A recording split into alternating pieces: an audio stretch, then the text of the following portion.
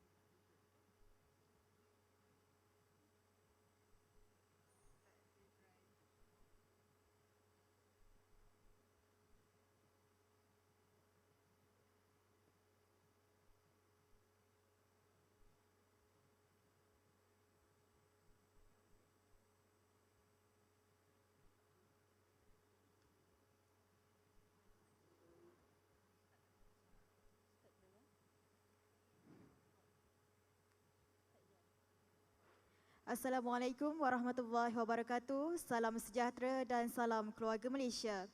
Selamat datang diucapkan kepada para hadirin ke Pertandingan Akhir Debat Diraja Antara IPT 2022 bagi kategori Bahasa Inggeris Utama. Di sini ada beberapa pengumuman untuk perhatian bagi kelancaran majlis dan keselesaan kita bersama. Memohon kerjasama div-div kehormat dan para hadirin untuk berada di tempat duduk dan tidak meninggalkan Dewan sebelum majlis selesai. Mohon jasa baik div-div kehormat dan para hadirin untuk memastikan telefon bimbit anda dimatikan atau berkeadaan dalam mood senyap sepanjang majlis ini berlangsung.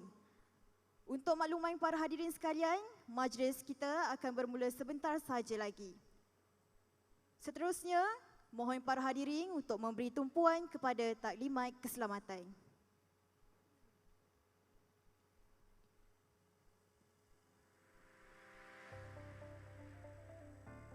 Selamat datang ke Dewan AL-MUKTAFI BILLAH SHAH, Universiti Sultan Zainal Abidin, UniSZA.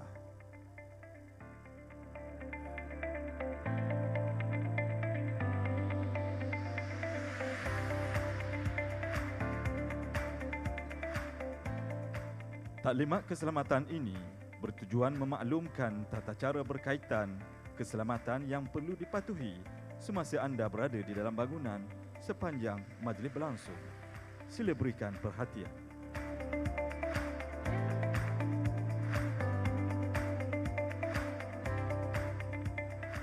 Jika anda mempunyai masalah kesihatan, sila maklumkan kepada urustia atau pegawai petugas. Peringatan khas adalah diingatkan bahawa kampus UniSZA adalah kawasan larangan merokok.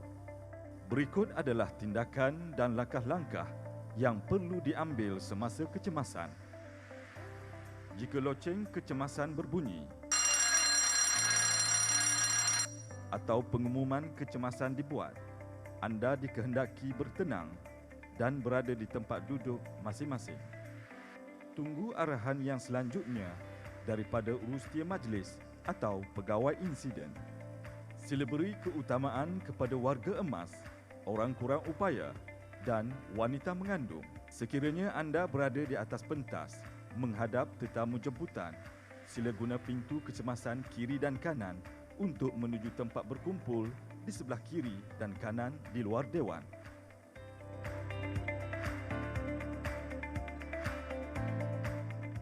Sekiranya anda berada di tempat duduk bertingkat di aras bawah, sila guna pintu kecemasan di sisi kiri dan kanan Dewan.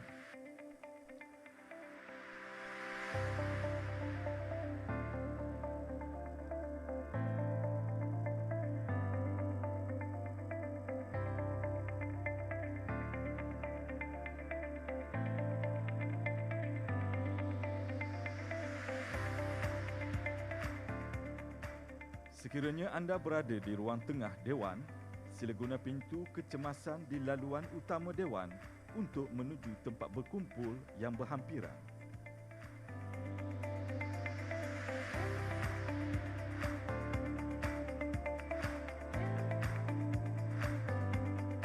Sekiranya anda berada di arah satu, sila gunakan pintu kecemasan kiri dan kanan dan turun menggunakan tangga yang berdekatan untuk menuju ke tempat berkumpul.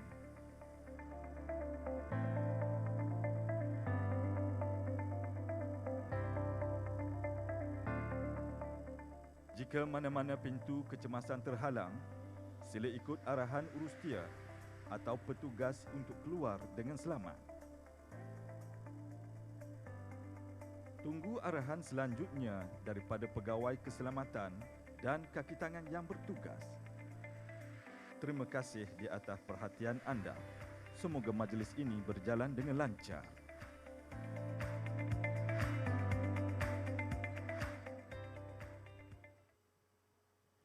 Semoga dengan kerjasama para hadirin sekalian, majlis ini akan berjalan dengan jayanya. Terima kasih.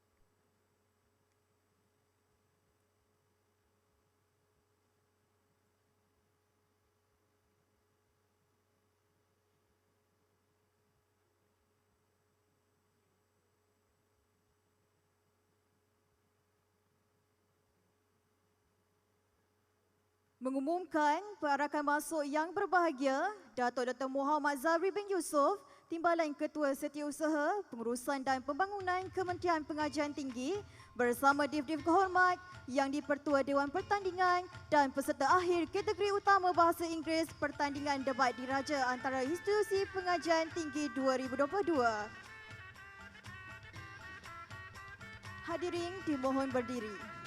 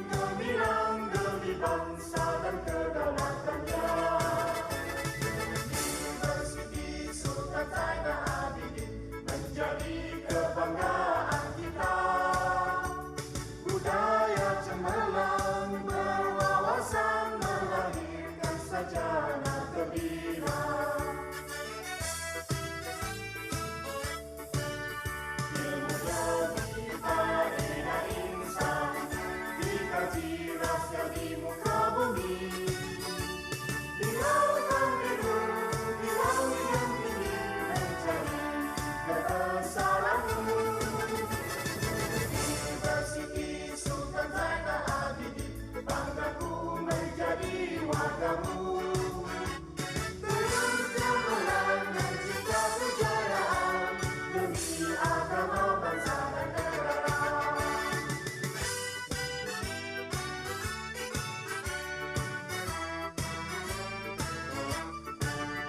Ilmu demi faedah insan dikaji rahsia di muka bumi. Di lautan biru, di langit yang tinggi mencari kebesaranmu. Universiti Sultan Zainal Abidin, banggaku menjadi wargamu. Terus cemerlang mencipta kejayaan demi agama, bangsa dan negara.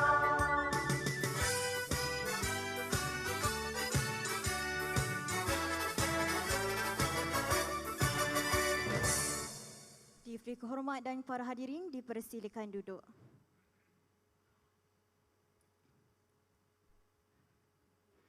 Bismillahirrahmanirrahim. Megap berara indah dipandang, dipupuk bayu ke pohon ara. Pemanis kalam selamat datang, awal bismillah pembuka bicara. Assalamualaikum warahmatullahi wabarakatuh dan salam sejahtera. Yang berbahagia, Dato' Dr. Muhammad Zabri bin Yusof, Timbalan Ketua Setiausaha Pengurusan dan Pembangunan Kementerian Pengajian Tinggi. Yang berbahagia, Profesor Dr. Fazli bin Adam, Naib Chancellor UniSZA. Yang berbahagia, Dato' Profesor Madya Teknologis Dr. Muhammad Hafiz bin Yusof, Timbalan Naib Chancellor, Hal Ehwal Pelajar dan Alumni UniSZA. Yang berusaha, Profesor Dr. Syamsul bin Sahibuddin, Timbalan Naib Chancellor, Hal Ehwal Pelajar dan Alumni UiTM, merangkap pengerusi Majlis Debat Universiti Malaysia, MADUM. Yang berusaha, Encik Hirman bin Awang, Pengarah Bahagian Mahasiswa Holistik JPT, Naib Chancellor Universiti Awam dan IPTS, Timbalan-timbalan Naib Chancellor Universiti Awam, Ketua Pegawai Eksekutif IPTS, Pegawai-pegawai kanan Kementerian Pengajian Tinggi, Pegawai-pegawai Pengurusan Universiti Sultan Zainal Abidin UniSZA, Majlis Perundingan Pelajar Kebangsaan, Mahasiswa Universiti Awam dan IPTS, sahabat-sahabat media, seterusnya, tuan-tuan dan puan-puan sekalian. Pertamanya, marilah sama-sama kita merafakkan kesyukuran kehadrat Allah Subhanahu Wa Taala di atas kurniaan dan inayahnya kita semua dapat berkumpul dalam majlis yang gilang gemilang ini. Hadirin sekalian, majlis pada hari ini mengucapkan selamat datang dan mengalu-alukan kehadiran yang berbahagia Dato' Dr. Muhammad Zabri bin Yusof, Timbalan Ketua Setiausaha Pengurusan dan Pembangunan Kementerian Pengajian Tinggi ke Dewan AL-MUKTAFI BILLAH Universiti Sultan Zainal Abidin. Selamat datang juga diucapkan kepada semua tetamu jemputan dan hadirin ke UniSZA bagi menyaksikan pertandingan akhir debat diraja antara institusi pengajian tinggi 2022 bagi kategori Bahasa Inggeris Utama. Untuk makluman yang berbahagia Datuk dan semua hadirin yang dikasihi sekalian, debat diraja antara institusi pengajian tinggi ini merupakan penganjuran kali ke-23 oleh Kementerian Pengajian Tinggi dan Majlis Debat Universiti Malaysia atau MADUM dan UniSZA telah dipilih untuk menjadi tuan rumah bagi edisi kali ini. Terima kasih dan tahniah diucapkan. Hadirin sekalian, bagi edisi kali ini, 15 universiti awam dan 2 universiti swasta pasukan telah mengambil bahagian dalam pertandingan kategori Bahasa Inggeris Utama yang bermula pada 17 dan 18 September bagi pusingan awal dan suku akhir secara dalam talian. Sekarang, kita bakal menyaksikan 2 pasukan berentak bagi merebut gelaran Johan Pertandingan Debat Diraja antara IPT bagi kategori Bahasa Inggeris Utama. Baiklah para hadirin sekalian, majlis diteruskan lagi dengan persembahan pertandingan akhir debat diraja kategori Bahasa Inggeris Utama antara Universiti Malaya dan Universiti Teknologi Mara UiTM. Majlis mempersilakan yang di-Pertua Dewan Pertandingan, penjaga masa dan peserta akhir untuk mengambil tempat di atas pentas. Dipersilakan.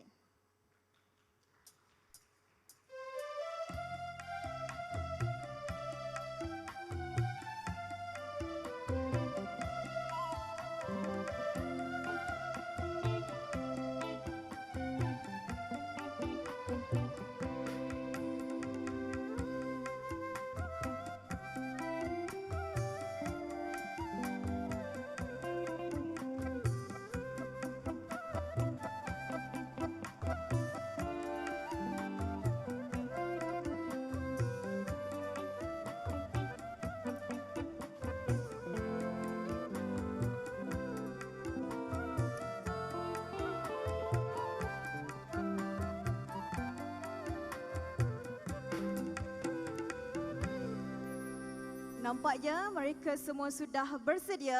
Dengan itu, majlis dengan segala hormatnya menyerahkan pentas ini kepada Rafiq Saladin selaku Yang di-Pertua Dewan Pertandingan. Dipersilakan. Testing, 1, 2. Can you hear me? Honored guests, distinguished panel of adjudicators, precise timekeepers, ladies, gentlemen, and friends.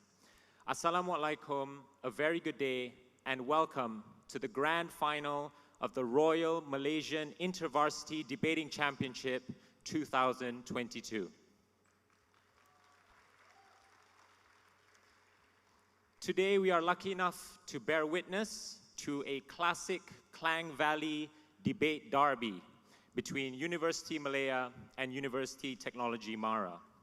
After 6 grueling rounds of debate, it all comes down to this: 1 motion, 6 debaters, 8 speeches, and 1 opportunity of a lifetime. Who will go home with the coveted Royals trophy, and who will have to endure the long 6-hour drive back to Kuala Lumpur without it? It's Mara versus Malaya, it's Shah Alam versus Petaling Jaya, and it's live here at DEWAN AL-MUKTAFI Bilal Shah, UniSZA. My name is Rafiq Saladin. I'm joined by 2 lovely ladies, Alia and Erdina. And before we begin with today's debate, I would like to introduce the 2 teams and the speakers who will be speaking in this grand final. Representing the government team, I would like to welcome University Teknologi Mara. Speaking from the Prime Minister position, Mr. Haikal Daniel. Speaking as the Deputy Prime Minister, Wan Amirul Shakir. And speaking as the Government Whip is Mr. Adam Hafiz. The government reply speech will be delivered by the Deputy Prime Minister, Wan Amirul Shakir. Representing the opposition team, please join me in welcoming University Malaya.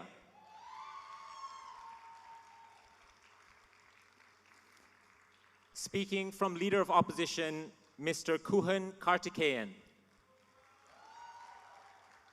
Speaking as Deputy Leader of Opposition, Mr. Danish Ram. And speaking in the position of Opposition Whip is Ms. Catherine. The opposition reply speech will be delivered by the Leader of Opposition, Mr. Kuhan. I would now like to introduce our distinguished and dedicated panel of adjudicators. Would you join me in welcoming the Chief Adjudicator of tonight's debate, Mr. Hilmi Yazid from IIUM. Mr. Lau Yi Shuang from MMU Malacca. Mr. Mubashir Ayub from Swinburne University, Sarawak. Ms. Hana Zawawi from IIUM. And Ms. Tasia Khairunisa from Taylor's University. Ladies and gentlemen, before we begin, I would like to just remind all of you of some of the ground rules before we begin this debate. Please allow me to humbly remind you of these rules. Firstly, during the debate, please silence all mobile devices, including your phones, laptops, and any device that may produce disturbing sounds. Please do not enter or exit the room between speeches. If you have to enter or exit, please wait until the speech is over before you do so. For substantive speeches, there will be a buzzer which will ring once at the 1st and the 6th minute. At the 7th minute, the buzzer will sound twice. Good job. For the reply speech, the buzzer will sound once at the 3rd minute and twice at the 4th minute. Ladies and gentlemen, please be informed that the motion for today's debate is: this House believes that social activists should not run for public office. To open the debate, I would like to call upon the Prime Minister from the government team, Mr. Haikal Daniel. Here.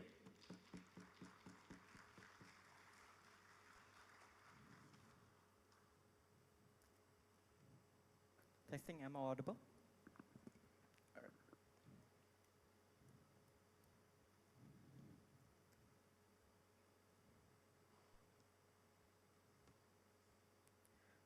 The civil activists act as a light. The light when the darkness of the oppressive system have been oppressing the most vulnerable. The savior and the leader of the community who has been oppressed and continuously losing their rights to live as an individual. When the system tried to oppress them, and when the civil activists decided to participate in the toxic and dirty game of the political game, this is when they literally sacrifice their own ideology, compromising their own principle, and worse, it seems as a trait of traitor towards their own community that they ought to protect, and we think this is what we oppose on the government side for today. Before I move on into two of my argument, let's be clear what exactly this debate is about. 3 pieces of setup. Firstly, we prefer these civil activists, instead of running for the office, we would rather them to exist as a counter-narrative for the movement. It looks like through the grassroots movement. So for example, they exist as a way to actually criticize the government when they are making terrible decisions, making terrible policy, and try to ensure there is an ability for them to create political changes in the first place. Second, it looks like leading the discourse to ensure that when it comes to discourse, the most important issue when it comes to the civil activists and also the community are being protected the most. Third, it probably looks like helping and endorsing the political campaign of the individual and politician that they think can actually protect the right to life of all this community that they want to protect. It looks like try to actually create a lot of donation and try to garner a lot of money for them to actually donate and also lobby. It looks like try to actually endorse them in the first place, and we think this is very important. The second thing I'm going to know in terms of the setup is what exactly our method of achieving changes, because I think that on both sides of the house in this debate, we're probably going to try to achieve some kind of political changes on both sides. What is our method? First, we prefer when it comes to try to push through in terms of the political changes, we use it in a way of try to encourage more people to and try to collectivize a lot of people to actually support the political changes that they want. So for example, if it's a feminist movement, they're probably going to actually collectivize all the women within the country to ensure that they're able to actually fight for the women's right. Or for example, it looks like the black community are protesting against the police brutality that exists. The second thing that we're going to do this is through how exactly we are able to platform our issue. So for example, when you have continuous discourse, it means that a lot of your issue will be seen as a mainstream issue, which means that a lot of politicians see this is very important. At the point where you have a lot of people talking about this issue, this is seemed very important within the political discourse, which means that more people will actually try to become the voter, which means that these groups of people will become the swing voter bloc within the election. This is how we're going to create changes. The third thing I'm going to know in terms of the setup is what exactly opposition has to defend. Because I want to know that the opposition has to defend weakening the movement itself, simply because of the fact that civil activists are seen as the leader of the movement. At the point where a lot of them actually moving towards to running for office, you lose the leader who actually lead all of these people to try to create changes and to protest this in the first place. This is what they have to defend on their side of the house. I have two arguments. Firstly, why do we think it harms the efficacy of the movement at the point where you enter the political game that is very dirty and toxic? And secondly, why exactly it weakens the movement? First argument, why exactly it reduces the efficacy of the movement? I want to know in terms of the framing of this argument is that on both sides of the house, we want to create changes. And obviously, when it comes to political changes, you have to go through the political system. What we're suggesting on our side of the house is that at the point where you exist as a grassroots movement and you try to actually apply the pressure externally towards the politician that you want to actually create all those changes, you are able to create a better and higher ceiling in terms of number one, creating accountability, and number two, creating the changes in the first place. I have 3 layers to prove what is the harm at the point where you enter the political game. Number one, the first thing I want to know is that you are actually forced to take a stance in a lot of multiple issues. A lot of civil activists, they're always one-centric issue people. That is to say, groups of people, the civil activists for the feminist movement are probably going to prioritize a lot of issues about the feminist movement. But the problem with the political game is that you have to take a lot of issues simply because of the fact that your voter will vote based on the basket of issue. There's no voter who will only going to vote based on the feminist issue. They will also vote on the issues about the black or the police brutality or like the medical issue or about the economic issue. Why is the problem then? Because at the point where you actually forces all of these people to actually take on multiple issues, number one, they're not going to be like the expert in terms of like other issues. So for example, a feminist movement or a feminist leader is not going to be really good on understanding what exactly what is the good economic policy in the future. Or number two, these groups of the people will not actually will have different version of like the idea that they want. So for example, they have to go into a progressive politics party, but the problem is that they might be conservative in nature in terms of like the fiscal policy, which is why they will have a lot of problems. The problem here is that you alienate a lot of people in terms of like the people who will support you in the future. The second thing I'm going to know is that it's easier for your competitor to actually deprioritize your issue, simply because of the fact that all of your competitor will simply say, well, your issue seems important, but we think there are other issues that are far more important. This could happen within your party and also outside of your party. We think that's how you are able to lose all of the most important issue. But thirdly, you also need to know that you have to take a lot of lobbying money, simply because of the fact that you need to campaign, which means you need a lot of money. But secondly, because of like a political party force you to actually take this money, simply because of the fact that they are the one who being lobbied by this government, which means that you have to sacrifice and compromise a lot of your ideology. The conclusion to this is that you harm a lot of like your ideological fight, which is far, far harmful. Before I move on to why do we fix this problem, I'll take a POI.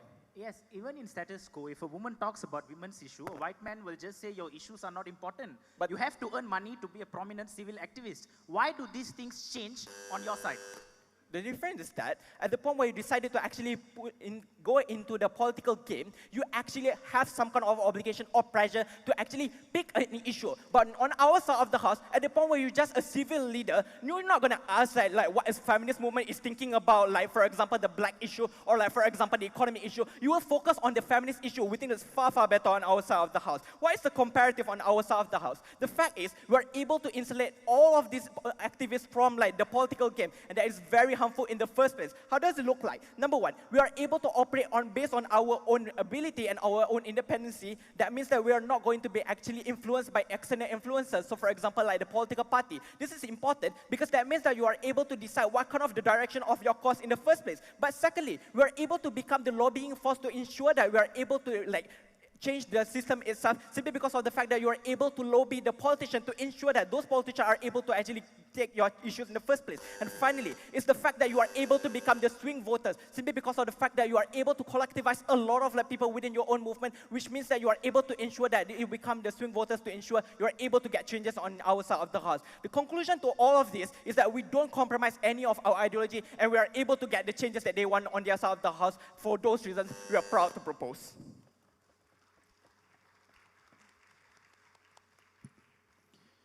I'd like to thank the Prime Minister for that speech. And now I invite the Leader of Opposition to begin the case on the side of opposition. Hear, hear.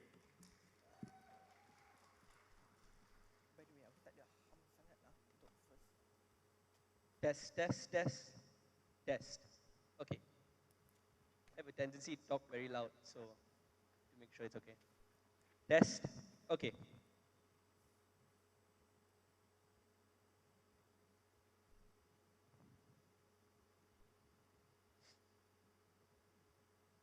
Activism isn't about awareness.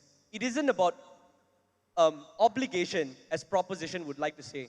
It isn't about connecting with your communities. It isn't about protesting. It is about change. And that is the essence of activism. By virtue of activism, it already means activating a platform in which you can create a change that is truly sustainable, and then that change is one that can trickle down to the people.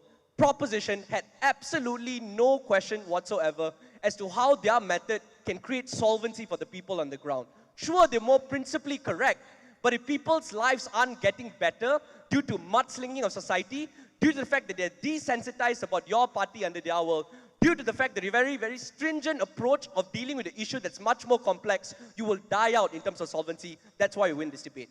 Two questions we're going to answer in this speech. Firstly, why is running for office in line with what the civil activist wants? And secondly, how do we create change and listen to people much better under the world of opposition? 2 points by way of framing before that. Firstly, we need to take note what the political context looks like. The political context right now looks like people are incredibly discontent about their policies or their voices being heard, because oftentimes civil activists take it upon themselves to solve all the issues that people are fighting for.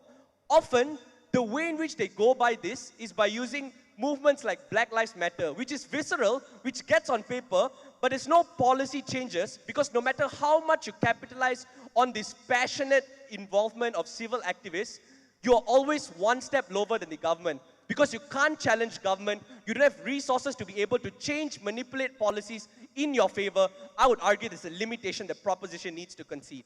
Secondly, politics are incredibly internal. We need to note that a lot of times these are old white individuals that are within the house, within parliaments. They oftentimes collude in different events. People don't exactly know what's happening behind closed doors.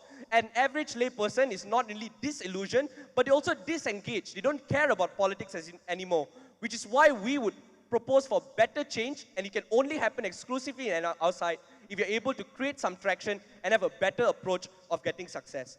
Now I'll go on to my arguments. All responses will be integrated. Have a seat. Firstly, why is running for office in line with what a civil activist want? First reason why is consistency. Note that when you're a civil activist, let's say a feminist civil activist, you want to talk about certain problems that women face. Therefore, you also have to present some level of solutions.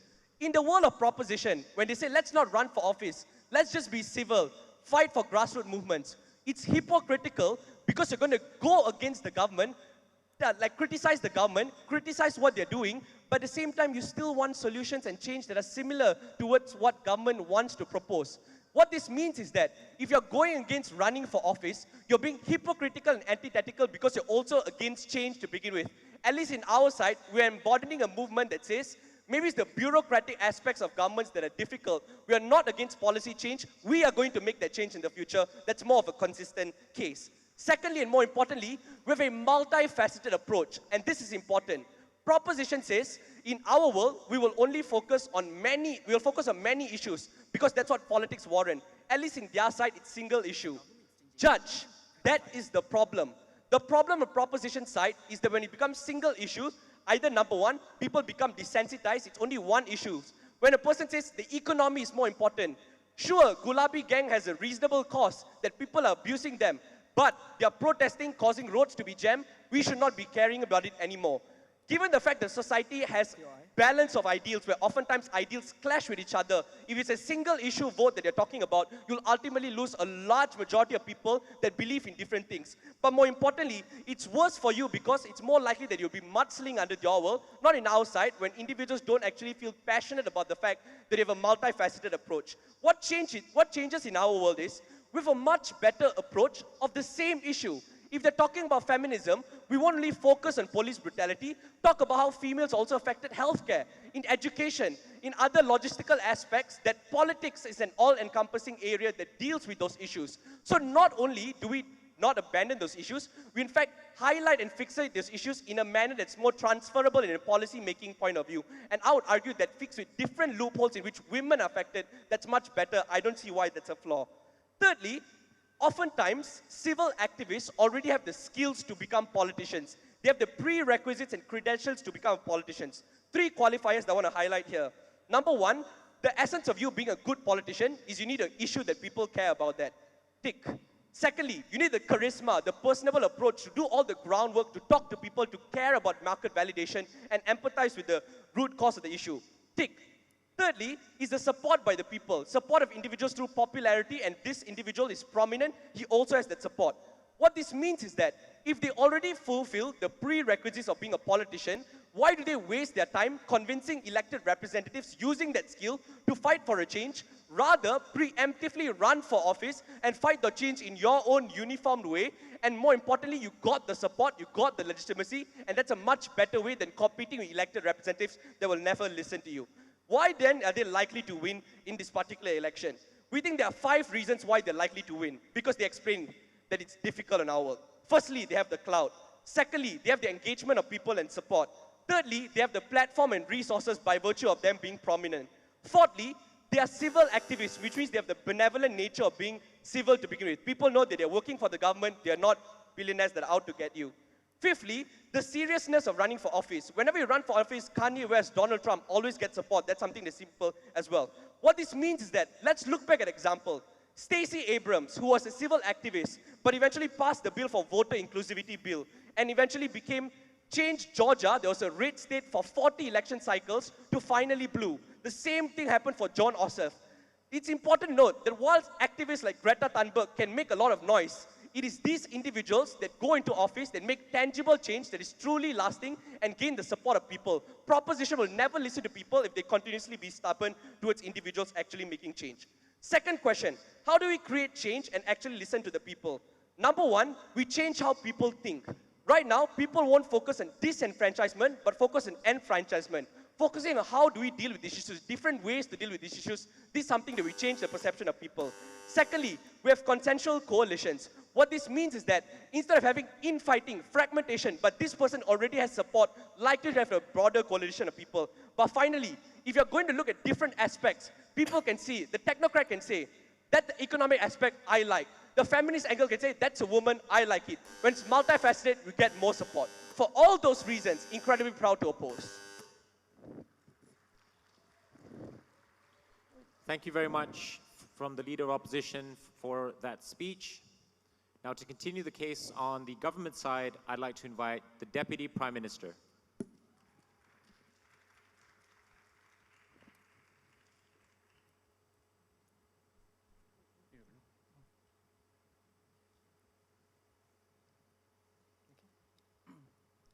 Okay, test.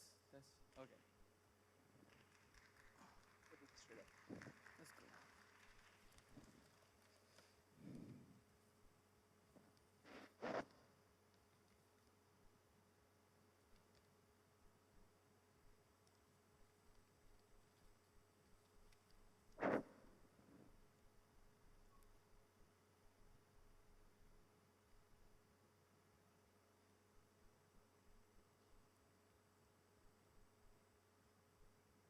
Nelson Mandela was an amazing leader for South Africa post the apartheid regime. He was the benevolent leader that told everyone that this is what it's like to be a politician.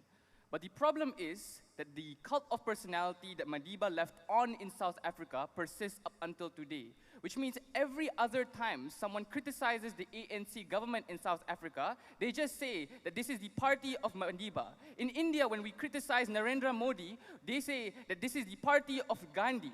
All these things exist when you have a prominent leader that becomes the prime minister or the president at the end of the day, and that's the harm because you crystallize oppressive regimes and you justify the lack of accountability precisely because there is no longer a counter-narrative against these institutions. I'll give you an argument as to how even if opposition gets everything and they win the election, in the future you have individuals who will always go against these authorities, and in the future you have individuals who will never have a chance against these authorities precisely because of the cult of personality that surrounds them. Before that, let's have an issue on the efficacy of the movement. There's a blatant mischaracterization and just outright ignorance of our argument. Because the nuance to our argument wasn't to say that we will never get elected or how we will not get efficacy outside of the movement, but rather we argue that if you get elected, the power is very limited, right? Because we argue, number one, you're forced to take stances on things that you don't necessarily want to, right? Because as a feminist movement, you don't necessarily care that much about economics, because even if women get economic survival, they're still oppressed on the streets and there's still harassment everywhere around the world. This is exactly why, as a feminist movement, you should always prioritize those issues that will resonate to individuals on the ground, because oppositions to these things will always say that economy matters more, while comparatively, obviously, women's rights matters more. But secondly, you're also forced to sacrifice on your political ideals and beliefs through lobbying and because you need to uphold your political campaign, right? They mischaracterize this and they say, oh, we can still get elected specifically because you have a lot of clout, right? I agree that there's so much buy-in for a lot of political movements, but this isn't just a principal argument we're arguing, because the point in which when you take lobbying money, especially when you're trying to fund your political campaign as a Black Lives Matter activist, for example, you're unable to call out the institutions that you're taking lobbying money from. That's exactly why Joey Manchin wants to call out the oil mining rigs within the US, but cannot do that specifically because he took lobbying money from those oil mining rigs. But secondly, even if you get elected, people don't like you. Bernie Sanders has an individual that ran as a progressive for far too long, but only got the recognition when he played politics and he sacrificed on his ideologies. These things specifically exist because you give up on and you compromise all of your ideologies where we say the social movements ought to never compromise, right? Which means that sure, Gov gets all their benefits of getting elected, but nobody wants to pass your policies. You don't get buy-in. Movements and voters don't want to vote for your policies at the end of the day. The comparative is far simpler because number one, given that sure to some extent mudslinging will exist on both sides of the house, as a counter-narrative to politicians would still exist, we would be able to convince those swing voters to vote for certain issues over the incumbent government. That is already an incredible change because now we can overthrow, and that is the roadmap for change. But secondly, we can become the lobbying force, right? We can force politicians to take stances on things that they otherwise would never have. That's exactly why the overturned window shifts in the direction of the progressives in the US, specifically because of how strong the social movements are and because of how decentralized it is. When you rally behind an individual, there's a human being that is fallible and you can always mudsling against them. That's why mudslinging happens far worse on government's, on opposition side of the house. We win the issue on how the efficacy of the movement and passing policies happens dramatically more on government. Before moving on to my argument as to how prominent civil society activists stifle the fight to establish democratic norms within the country, I'll take a PY if there's any.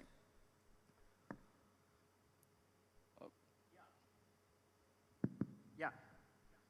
Yes. Sorry, I forgot.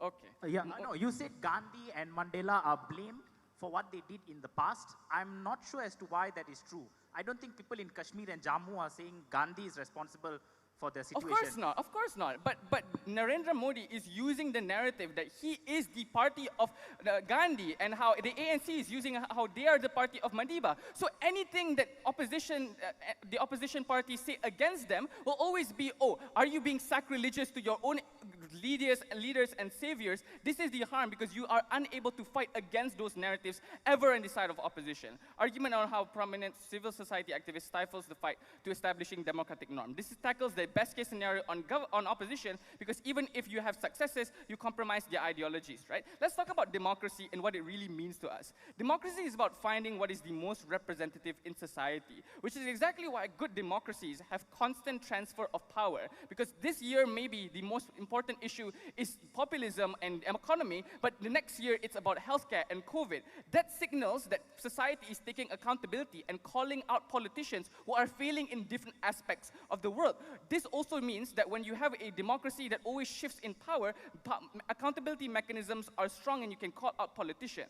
If activists, as opposition claims, are super strong and are benevolent individuals and have so much clout, they are going to be seen as benevolent and devoid of flaws. This is harmful because of two reasons. Firstly, you allow political parties to use identity to polarize votes. It's easy to use the same language of the activists to stay in power, which is exactly why ANC in Africa still uses the rhetoric of Madiba to hide the corruption that they're systemically doing within South Africa. Second harm here is that it justifies the lack of accountability portrayed by those future parties. This is why BJP in India uses the party of Gandhi to justify Modi's ruthless policies on the Muslims in India, alienating them from their own country. These things only exist, or the rhetoric surrounding them exists far greater, the point in which when you have a civil society that a leader that is strong and has so much clout that it's impossible to rebut them and argue against them. On a comparative, the scale of polarization for higher amounts of, the scale of polarization happens far less on government, specifically because there is no longer this cult of personality. How we comparatively do better is because the norm is no longer that politicians are perfect, but it's that politicians are fallible and we should call them out. This is good because if opposition concedes that they have a following, there will be a far stronger ability for these leaders to call out politicians in the specific things that they're specialized on. At the end of this debate, we have successfully proven to you that it's far easier to get buy-in and change only happens when you have them as a counter-narrative. We take this debate. Thanks. I'd like to thank the Deputy Prime Minister for that speech. And now to continue the case on the opposition, I'd like to invite the Deputy Leader of Opposition, Mr. Danish Ram.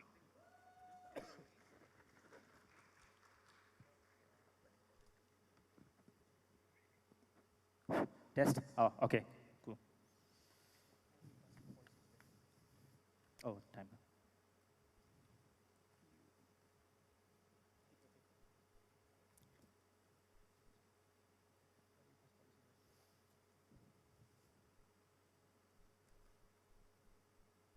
The biggest problem from government is that they've established the necessity to some extent why there needs to be a counter narrative.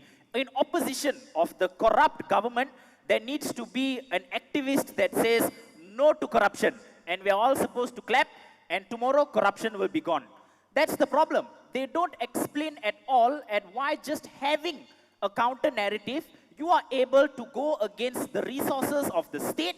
You are able to go against the support of a long-standing institution filled with people that are either ignorant or do not have political apathy. I'm uncertain as to why this is going to generate results. If it is true that the value of having a counter-narrative itself is important, then look at Black Lives Matter movement. Everybody knows BLM, but they got tear-gassed in Washington, they got beat in New York, and the concessions they got from the United States government at the time is basically nothing. There was no promise of body cameras. There was no promise into the 5 demands of BLM. In the end, people got tired of protesting. They went home. If you can know the 3 leaders who started BLM, well done to you. But bottom line is, they don't decide whether or not police wear cameras. They don't decide whether or not police disproportionately harm African Americans. The people who do decide that are the people at the top.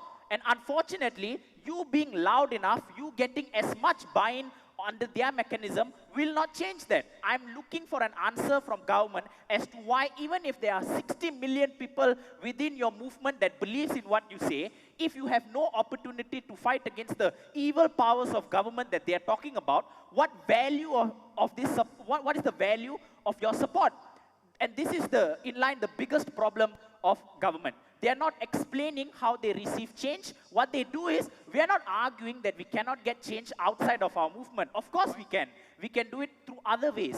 I'm uncertain what these other ways are. Even if they have other ways, they should at least do the debate work of explaining why those other ways are better than you just sitting in power. If you think about their alternative, it's that you generate buy-in, become a member that is prominent, and then you go to a political person and you say, please lah, change the government. Make it better for the people.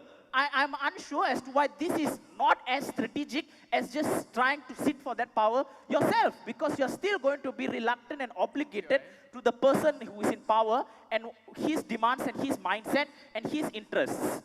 The point of the matter is, bottom line, they have no analysis as to how, regardless if you're the most famous person or most prominent person, what can you achieve as an activist compared to on our side. And I don't think they've proven any principal inconsistency other than saying that people will think about Gandhi or Mandela and then they'll mischaracterize him as justifications for power. Maybe Modi does that, maybe the current South African Prime Minister does that, but I don't think people are dumb enough to support political parties because their leaders were activists 60 years ago.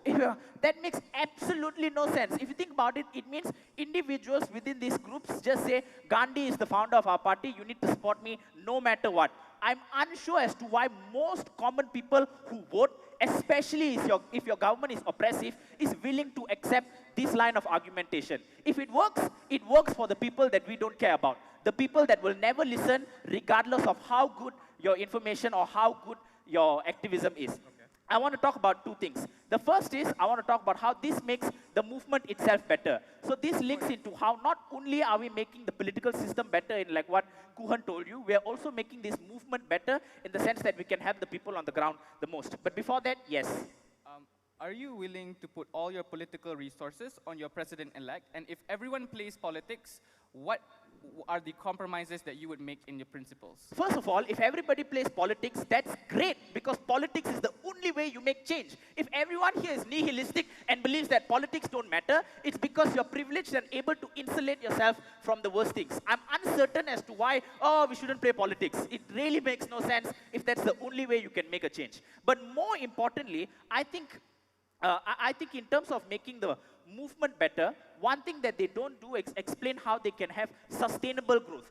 In every civil activist movement or social justice movement, there's always a high. For BLM, it was when George Floyd died. For Martin Luther King, it was when Emmett Till was lynched. For Gandhi, it was when they starved his people from resources. But once these things end, once the sympathy for the death or the tragic event is over, it becomes increasingly difficult to shift this momentum of your movement into activating any reasonable change in the long term. How does that change on our side on the comparative? No, I already took you. First is, in status quo, the primary focus is like what Kuhan told you. In these movements, your goal is to focus on a singular issue and explain why you are the victim. It definitely works for people that feel the most relatable to this issue, and if you're a woman or if you're an LGBT movement, these issues may seem bigger to you. But unfortunately, regardless of how many people feel relatable, you will never occupy the majority in order to achieve change. How are you going to change that? This is exactly why the flaw that they say you focus on many issues is actually a benefit. Because if you are on the fence, if you are someone on the fringes of reluctant to vote because the singular issue does not apply to you, the very fact that now this person has to expand his issues or her issues means that it is more likely you're going to get buy-in. Now they tell you this is a wrong thing, because you have to compromise on your principle. You have to put on stances on things that you don't want to put stances into. I'd argue this is completely inconsistent with the value of an activist. Why? Because as an activist, if you want to achieve change, you have to be, if you're a prominent activist, you are smart enough to know that you cannot just say women 10 times into a mic and hope that people will listen to you or that change is possible from there. If you want to help, you need to talk about intersectionality. What about black women in the suburbs? What about LGBTQ women? What about women who have poor socioeconomic backgrounds? What about women who don't have enough education and healthcare? In each of these different aspects, all of these individuals are probably going to have different things and require different solutions through many different industries. And this is only possible if you're part of that political system.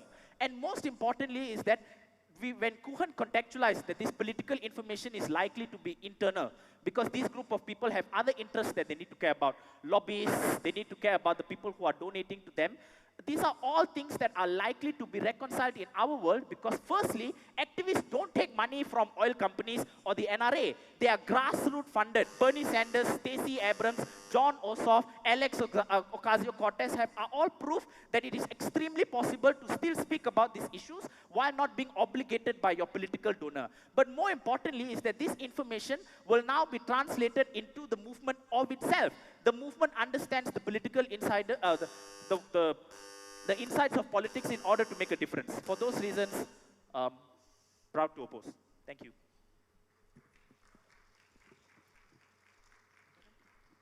I'd like to thank the Deputy Leader of Opposition for his speech. And now for the final substantive speech on the government bench, I'd like to invite Adam Hafiz, the government whip, to give his speech.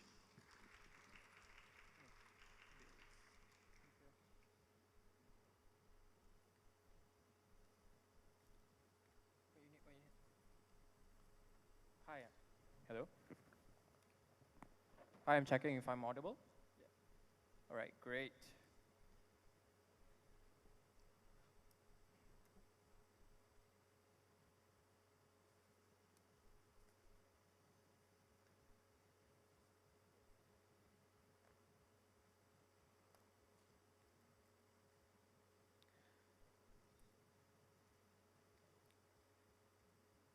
Activists act as the last line of defense for when state is morally bankrupt.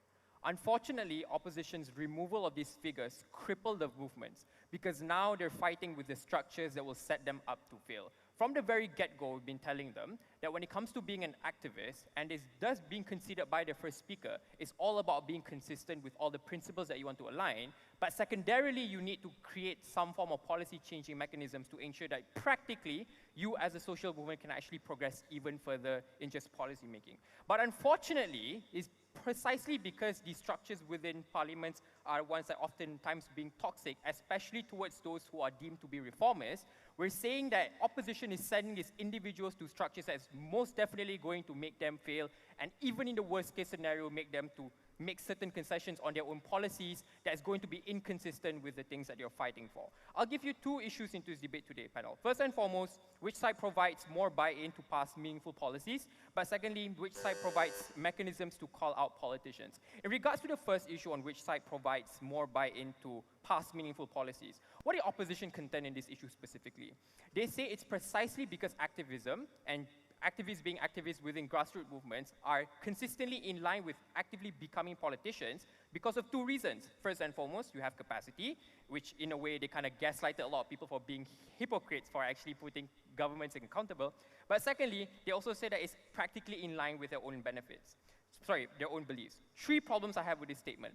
First and foremost, opposition's idea of hypocrisy is the backbone of accountability. There are a few reasons why certain activists just don't choose to become politicians in the first place. Firstly, it's because of the large sacrifice that they have to take into their own relationships and their own time, right? Considering that they are already a part of the social movements and they've already taken significant amount of their time to actually fight for certain changes, forcing them to be politicians meaning that you have to make much more sacrifices in order for them to actually make their fights more worth it. But secondly, it's also because of the political inconsistencies that exist within structures. My first speaker already made it clear in his speech that when it comes to just politicians fighting for certain changes in the first place, they have to take in certain basket of issues because no politicians just fight for one issues, right? In order for them to actually win a lot of votes, they have to also take into stances of certain policies that they don't have any professional outlook into it in the first place.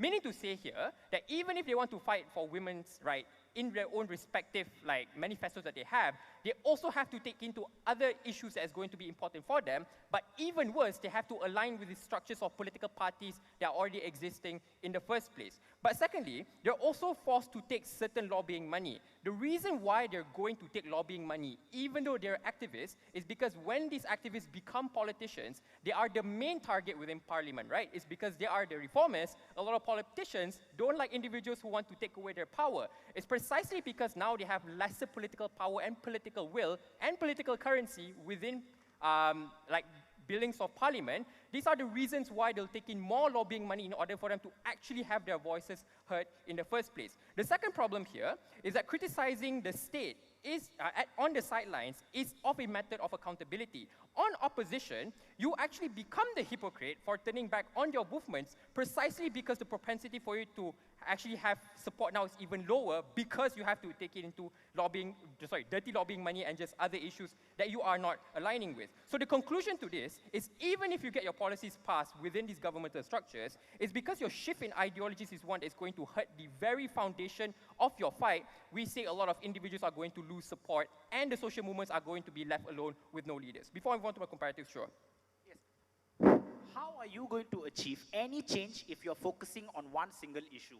And if there are no political parties that align with your values, run as an independent. Why is that so hard? Bernie did it.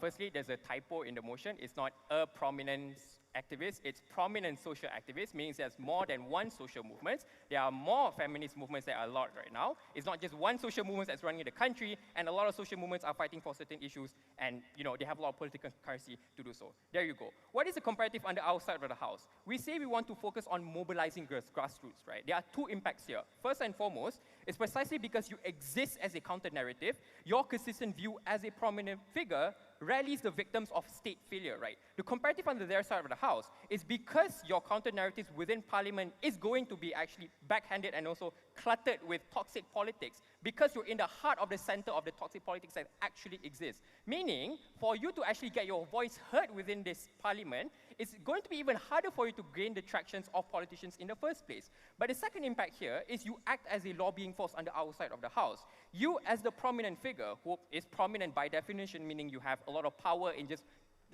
making sure a lot of people actually want to vote for you and listen to you, meaning that you're going to make or mobilize your movements even bigger into going to certain states that actually will be the battle states for certain politicians to win certain votes, right? So the win here is twofold. First and foremost, in regards to just the political force, but secondly, in regards to consistency. We win on the political force is because we mobilize, or we have these prominent figures mobilizing this grassroots movement to make them even bigger compared to their side of the house.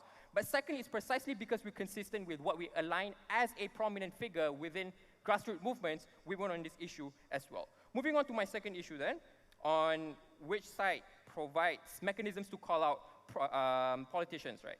So in my second speaker, we've already cleared out to you that you create a benevolent figure. It's precisely because these prominent figures have a lot of backing from individuals in the first place. When you put them into power, these are the same individuals that are going to be looked as a beholden figure within like the political force, right? Meaning to say here that a lot of individuals now will actually look past these figures for all the atrocities that this person is doing. The nature of democracy is to ensure that you can practice, in a way, accountability measures to actually check and balance individuals who are corrupt in the first place. What are the impact that we have to calling out individuals that they don't have under their side of the house? We say first and foremost, since they are the same individuals who have clout and they exist outside of the spheres of the parliament, their voices matter a lot because they can actually push their constituencies to actually take stances on certain issues. Meaning to say here that your voice as a prominent figure is going to be worth much more outside of the parliament because you're rallying with other individuals who are going to mobilize the movements with you. But the second benefit here is that when you create more discourse within this like grassroots movement, you're actually going to create a bigger overturn windows for individuals to actually listen to you in the first place. Panel, in regards to just making sure your grassroots movement work, you need these prominent figures, not in the toxic discourse sphere, but in a sphere where they can actually win. Thank you.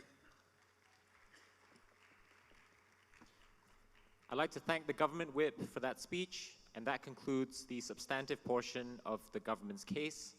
And now, to conclude the substantive portion of the opposition's case, I'd like to invite Catherine, the opposition whip, to give her speech.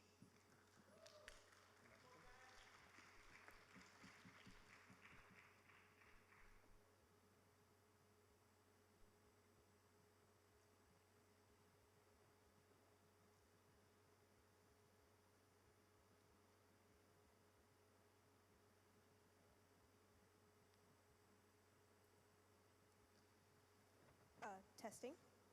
Okay.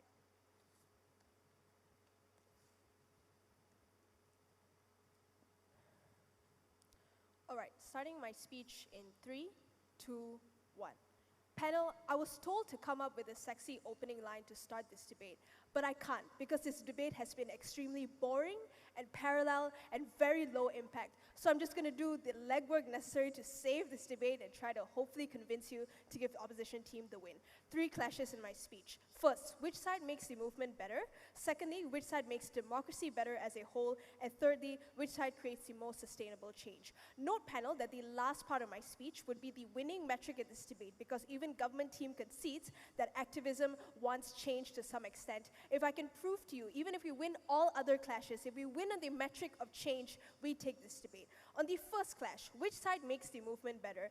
Government talks about how movements are now losing their prominent leaders, and I suppose this means movements are worse off on their side of the house. But I think the key term here is prominence, right? There would be some platform, some clout that these movements enjoy, some level of mainstream attention that these movements enjoy to the extent in which they can survive without their leader, really a non-issue. But I'll flip this argument then to suggest that it would be better if you're moving on from your political, from your social movement into the political sphere, because this grants you political legitimacy. And this is an argument that Cohen and both Ram has talked to you about, how it is able to take your movement to the next step in ensuring that you continue to stay within the mainstream.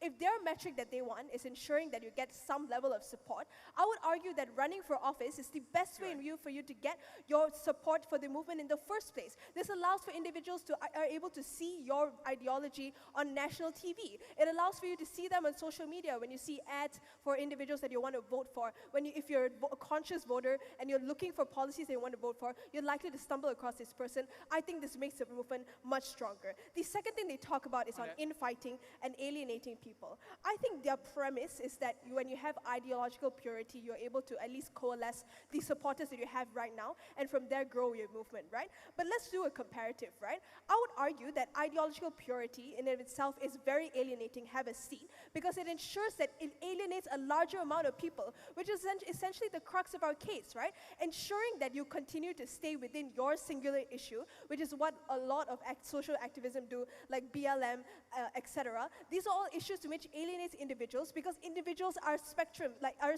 right? We have different priorities and different needs. Not a lot of individuals align with your side. side. The flip to this and the comparative that we have provided for you in this debate is ensuring that your side, or at least your ideology, is compatible with politics, is in a way in which you're able to at least make your make your ideology one that is more comprehensive and covers a wider spectrum, right? Because note that a lot of oppression isn't just social issues. It is a lot of economic issues, infrastructure issues, budgetary issues, economic issues. These are all things that require this attention that individuals need, and these are all things in which you're able to get more support. We make our movement stronger. I'm just going to do a very quick comparative on purity versus dilution, because they contended that dilution is likely to happen on our side. Even if this is true, I think I'll flip this, right? Because I think I've already flipped this by telling you why ideological purity is one that alienates individuals more, but I argue that dilution is one that creates more support, because individuals need a diluted form of messaging that fits their own needs, right?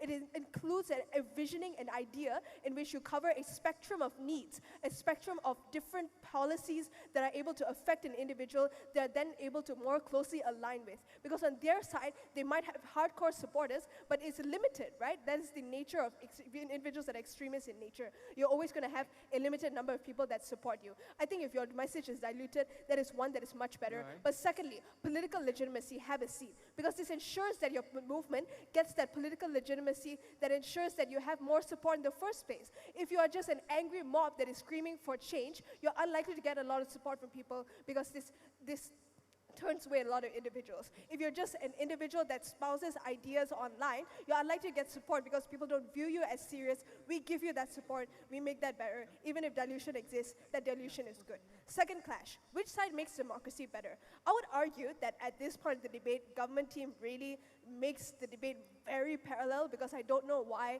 it is the point of, or at least why it is the burden of civil activists to make democracy better, but I'll just try to engage for the sake of engagement, right?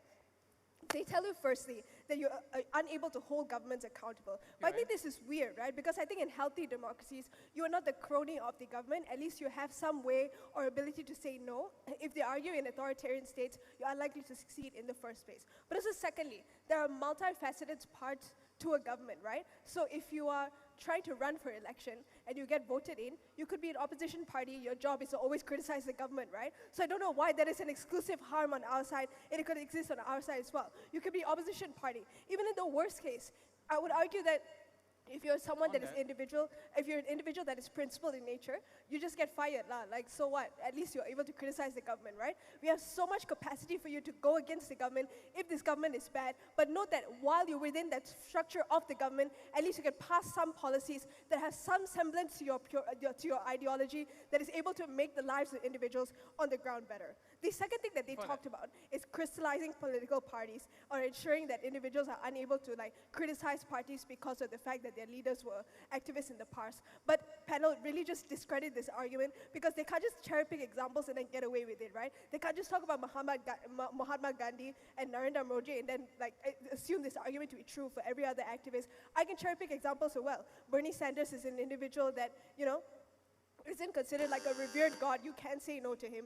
People like Stacey Abrams or John Ossoff, also individuals that, are not god figures that you can't say no to. This is really just a ridiculous argument, right? But third part of my speech, on the most important metric, which side creates the most sustainable change? Government talks about, in their best case, call-outs, protests, and discourse. Note that these are all very simplistic benefits at best, but I think at that point of time in which you're a political or a civil rights activist, and you've already employed a lot, if you already employed a lot of these metrics in the first place, I would argue that taking that step further and at least ensuring that you have some level of capacity for change is one that allows for the best form of movement, right? Because if your government is already corrupt, like what government talks about, if their structures are entrenched in such a way that you are unable to make that change necessary, I don't know what is the value of your call-outs or your protests or your discourse. At least on outside their house, if you have the ability to win in the election, at least you can have that policy change that makes the lives of individuals better. Even if you lose, your movement has more political legitimacy. We augment all their benefits. We make their case much better. Very proud to oppose. Thank you, Catherine, for that wonderful speech. That concludes the substantive portion of this debate, and now we move on to the reply speeches. So I'd like to invite Kuhan, the Leader of Opposition to provide the opposition reply.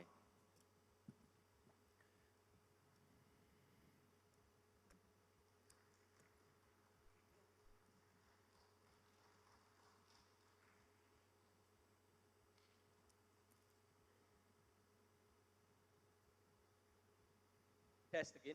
Okay. Politics isn't about voting on election day. Politics is all-encompassing.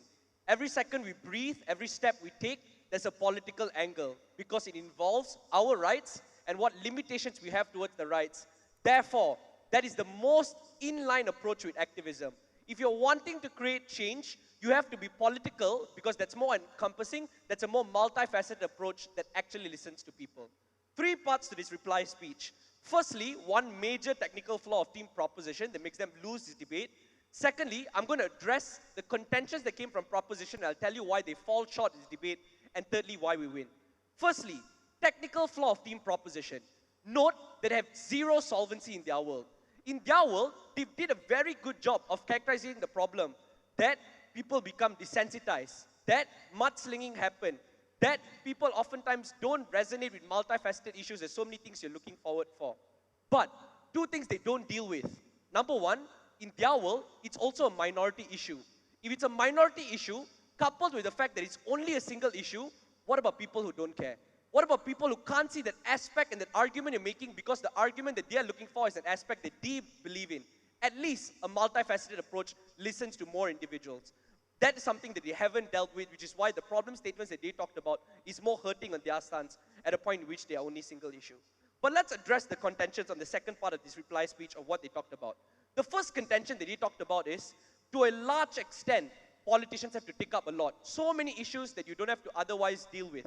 What's our response? This is largely good because of the bipartisan approach that we talked about, more pertaining towards different ideals. If it's a feminist approach, talk about feminists in healthcare, education, and other aspects. Bipartisan is always good. Number 2, isn't it good for a country, therefore people respect you? What I mean by this is, even if you take about responsibilities that's nothing to do with feminism, the fact that you're doing a good for your country means that some person that supports that good thing you're doing is likely to listen to your also civil aspect as well. Which means if you're doing a net good to everyone, oftentimes you also get validation and support, even if you're taking up other things. And I think that's significantly important.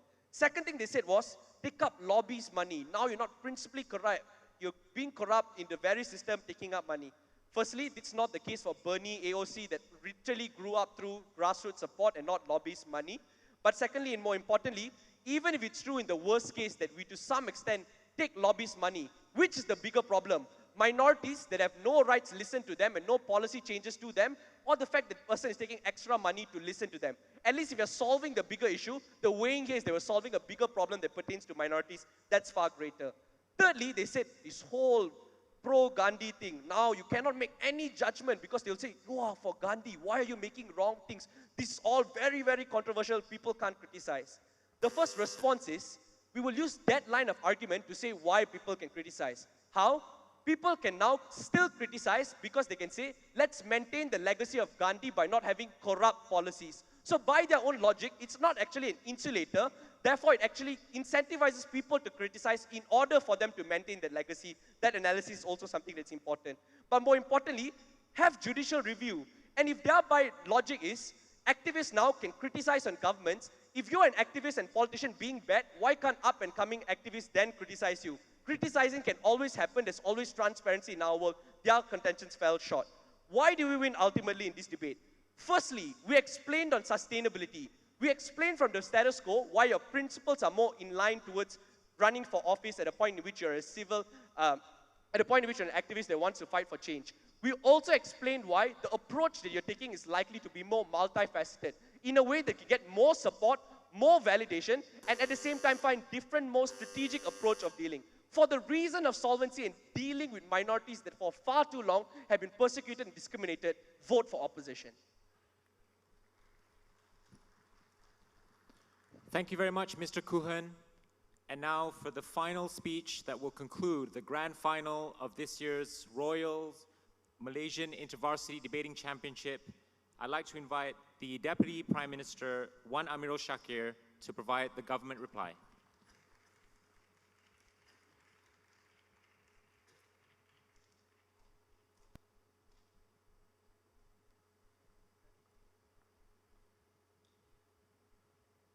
All right. Okay.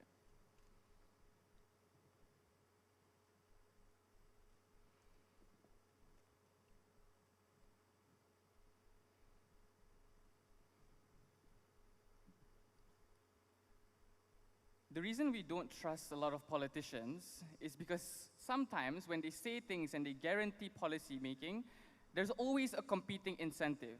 They'll smile and greet our faces, but they go to parliament and then they vote against your bill.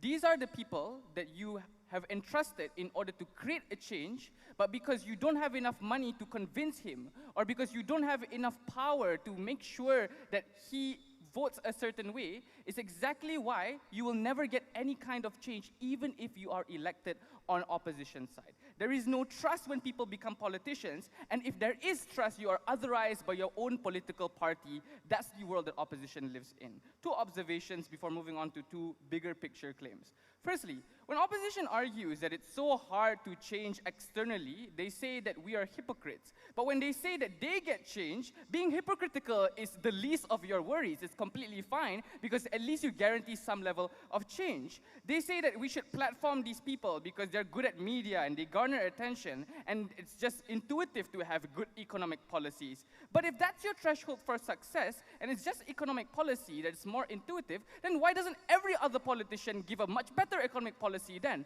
You are the only women out there that can fight for the things that you believe in, but now you have already given up your ideals because you're playing the dirty game of politics. Even the own women that you want them to vote for you do not trust you anymore. That is the difference on side of government. When we have a third party externally without the realm, devoid of political incentives, that is the world where we fight for much greater change. Now, issue on efficacy of the movement.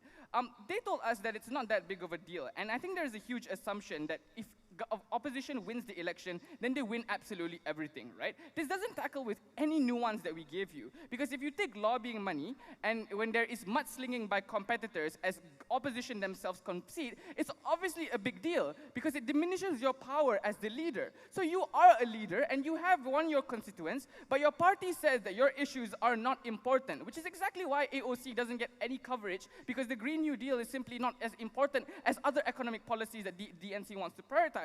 So sure, you have a seat in your constituency, but your competitor mudslings you and calls you crooked, and that's why you lose the election. The change that opposition gets is tokenistic, specifically because you rely on these politicians that play on the dirty game of politics, but are unable to really create a change because these are just people without really voting for the bills that you want them to do. The comparative is far better on our side of the house. If it is true the opposition is right, sure, there's so much clout and so much media attention, and it's really great, and it can change lives, then it's far better when you are an individual that can at least focus on those things and can mobilize a lot of voters. This is the change that opposition thinks that we didn't argue, but we argued it in Prime Minister, that there are individuals out there who tip the scale specifically when they are the ones that are campaigning on the things that they desperately believe in and they specialize in.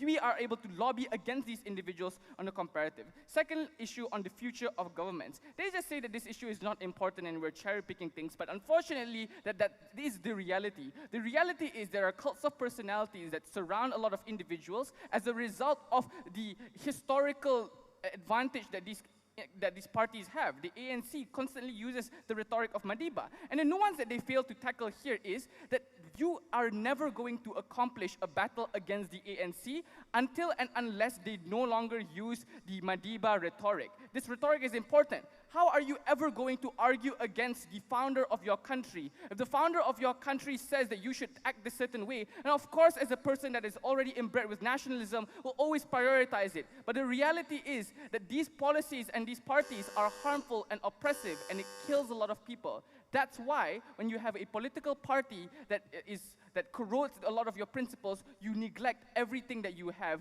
at least act as a counter-narrative. We have to win this debate. Thank you for that speech, Shakir. And that concludes this year's grand final of the Royal Malaysian InterVarsity Debating Championship 2022. Will you all please join me for a large, loud round of applause for all the debaters. Thank you very much for a fiery, passionate, and very insightful debate. No matter who wins today, you should all be very proud of yourselves. And thank you so much for giving us a wonderful show. With that, I would like to pass the mic back to the Master of Ceremony to continue with the session. Thank you. Baiklah hadirin sekalian, kita berikan tepukan gemuruh kepada kedua-dua pasukan sebentar tadi. Majlis merakamkan ucapan terima kasih kepada Yang di-Pertua Dewan Pertandingan di atas pengendalian pertandingan akhir debat diraja kategori utama Bahasa Inggeris sebentar tadi. Dipersilakan Yang di-Pertua Dewan dan semua peserta untuk mengambil tempat di bawah.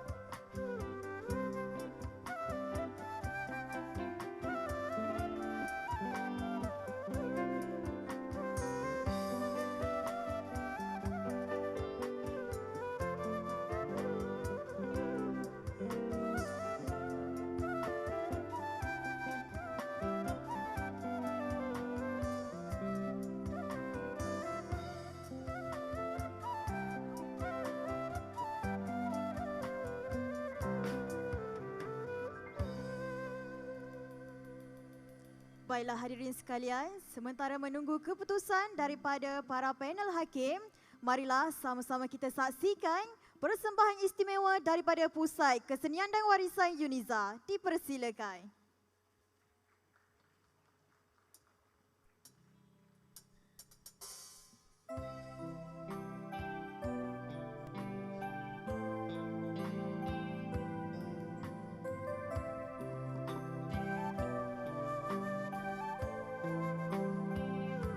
Di mana akan ku cari aku menangis seorang diri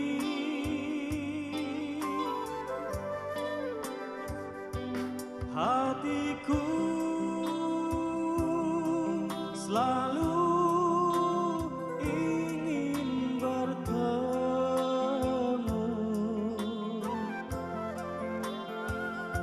untukmu.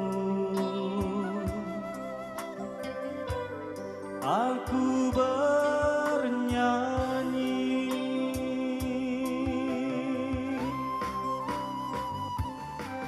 untuk ayah tercinta. Aku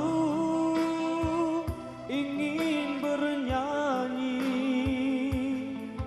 walau air mata di pipiku.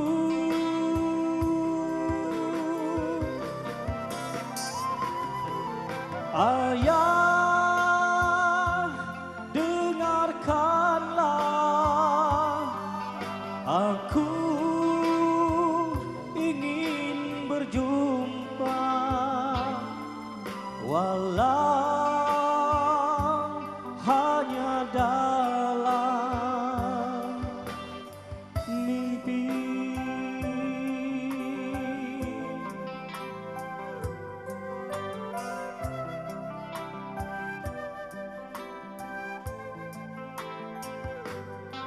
Lihatlah hari berganti,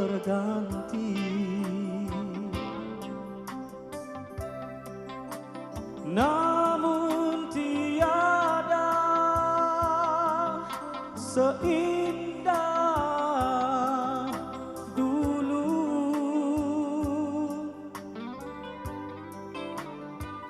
Datanglah, aku ingin bertemu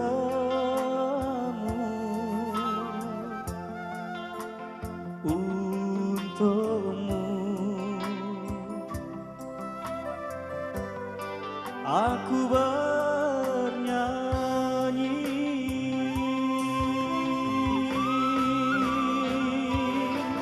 untuk ayah tercinta. Aku ingin bernyanyi walau air mata di pipiku.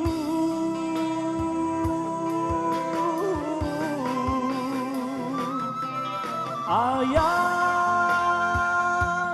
dengarkanlah, aku ingin berjumpa walau hanya dalam mimpi.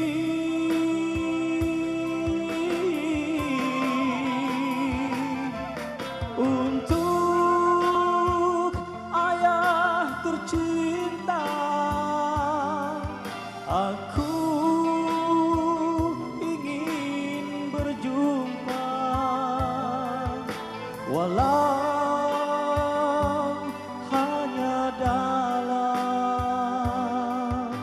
mimpi.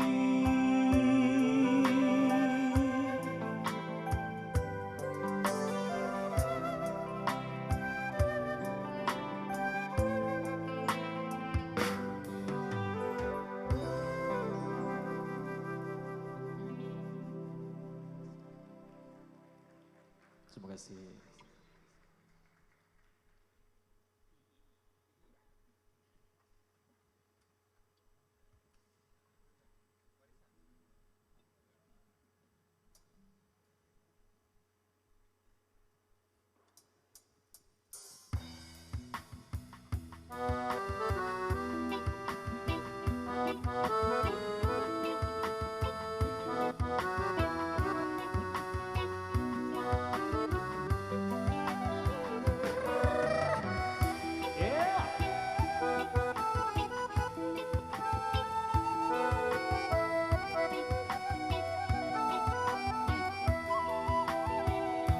Oh bunga ros yang harum dan mewangi, merah putih warnamu menawan hati.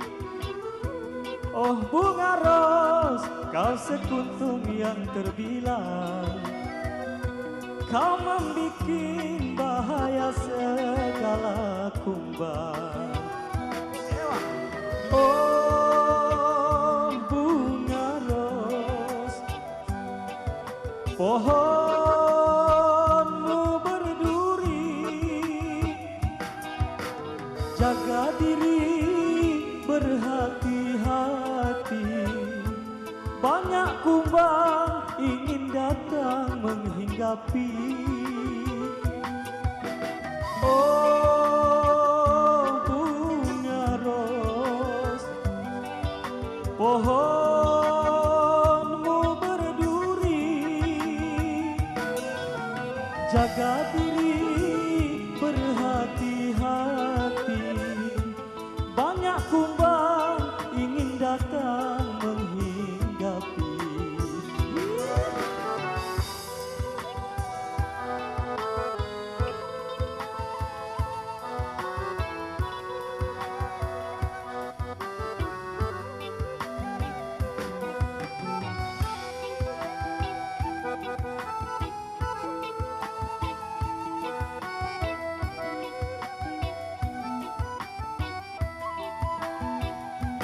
Oh bunga ros yang harum dan mewangi, merah putih warnamu menawan hati. Oh bunga ros, kau sekuntum yang terbilang, kau membikin bahaya segala kumbang. Oh bunga ros, pohonmu berduri, jaga diri berhati-hati. Banyak kumbang ingin datang menghinggapi. Oh bunga ros, pohonmu berduri, jaga diri berhati-hati. Banyak kumbang ingin datang menghinggapi.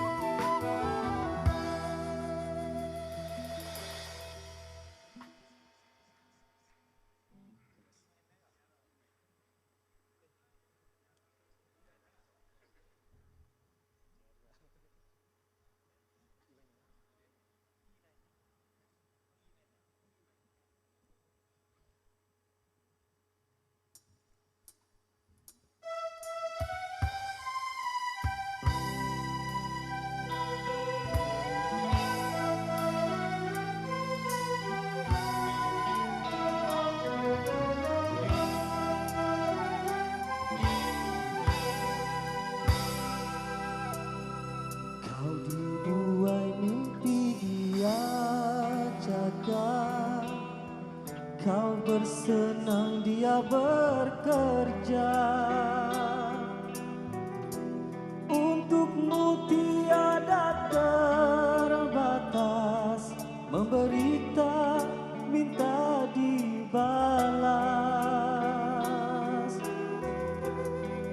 Ingin dibelanya untukmu kehidupan yang sempurna, punya kekuatan jiwa, punya imaruah, leterannya dari rasa luhur, menegur sebelum terlanjur. Itulah yang diwarisi, pesan ibu terpahat di hati. Beringat-ingatlah berpesan-pesan untuk kebaikan. Marah bukan kebencian, tapi tanda sayang. Engkau semakin dewasa, berjiwa merdeka, sedang dia semakin tua, membilang usia. Di saat kau berjaya,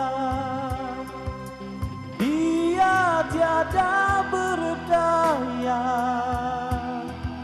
Semoga kau tak lupa jasa bonda.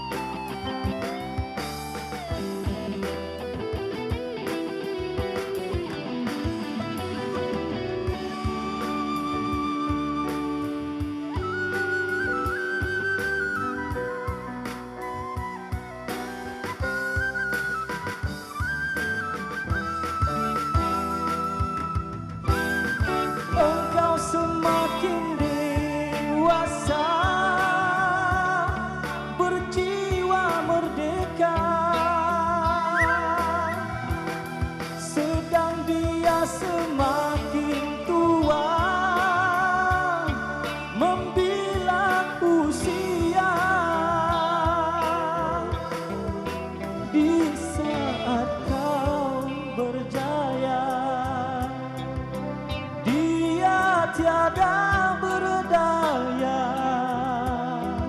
Semoga kau tak lupa jasa bonda, letirannya dari rasa luhur, menegur sebelum terlanjur. Itulah yang diwarisi, pesan ibu terpahat di hati. Beringat-ingatlah berpesan-pesan untuk kebaikan. Marah bukan kebencian, tapi tanda sayang. Marah bukan kebencian,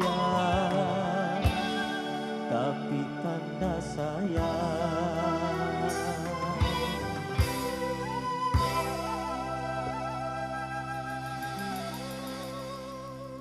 Terima kasih. Berikan tepukan gemuruh kepada persembahan oleh Pusat Kesenian dan Warisan sebentar tadi. Baiklah hadirin sekalian, majlis akan diteruskan lagi dengan ucapan daripada yang berbahagia Dato' Dr. Muhammad Zabri bin Yusof, Timbalan Ketua Setiausaha Pengurusan dan Pembangunan Kementerian Pengajian Tinggi. Majlis dengan penuh takzimnya mempersilakan.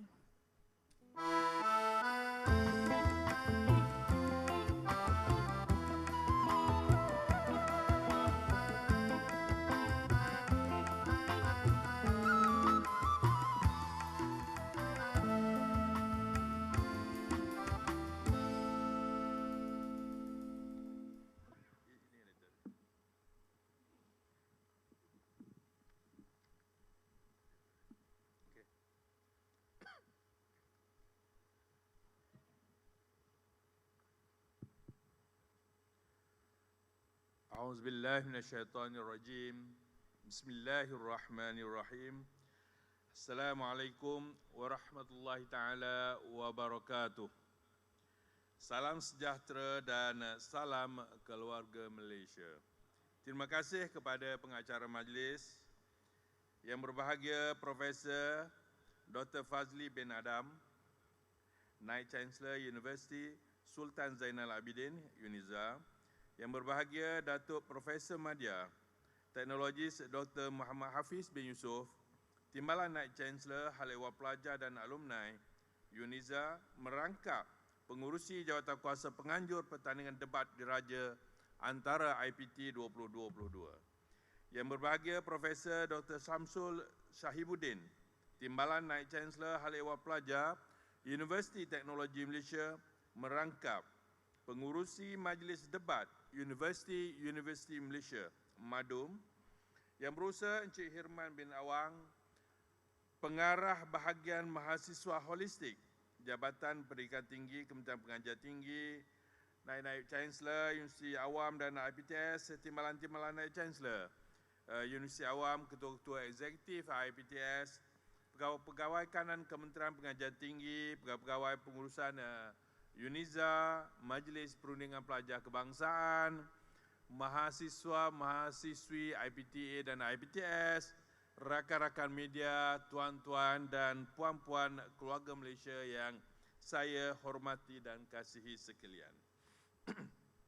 Alhamdulillah, setinggi-tinggi kesyukuran yang dipanjatkan kehadrat Allah Subhanahu wa taala kerana dengan izinnya kita berpeluang bersama-sama hadir pada hari ini sempena pertandingan akhir debat diraja antara IPT 2022.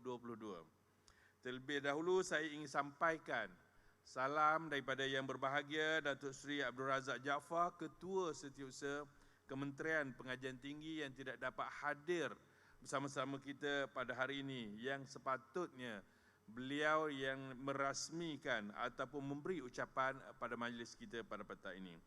Beliau memohon maaf sebab tidak dapat hadir kerana ada urusan yang tidak dapat dielakkan. Justru beliau telah mewakilkan ucapan beliau hari ini kepada saya. Saya juga ingin mengalu-alukan kehadiran semua ke UniSZA, terutamanya kepada 88 pasukan yang berentap dalam pertandingan debat Diraja kali ini. Difahamkan ada seramai 350 orang pendebat semuanya. Ramai yang mewakili 80 buah IPT seluruh Malaysia telah pun berkampung di UniSZA ini seawal 17 September 2022 yang lalu bagi menentukan pasukan mana yang akan beradu di gelanggang akhir. Dan alhamdulillah, pada hari ini kita dapat menyaksikan pertandingan akhir bagi dua kategori. Pada pagi tadi kita ada kategori muda bahasa Melayu.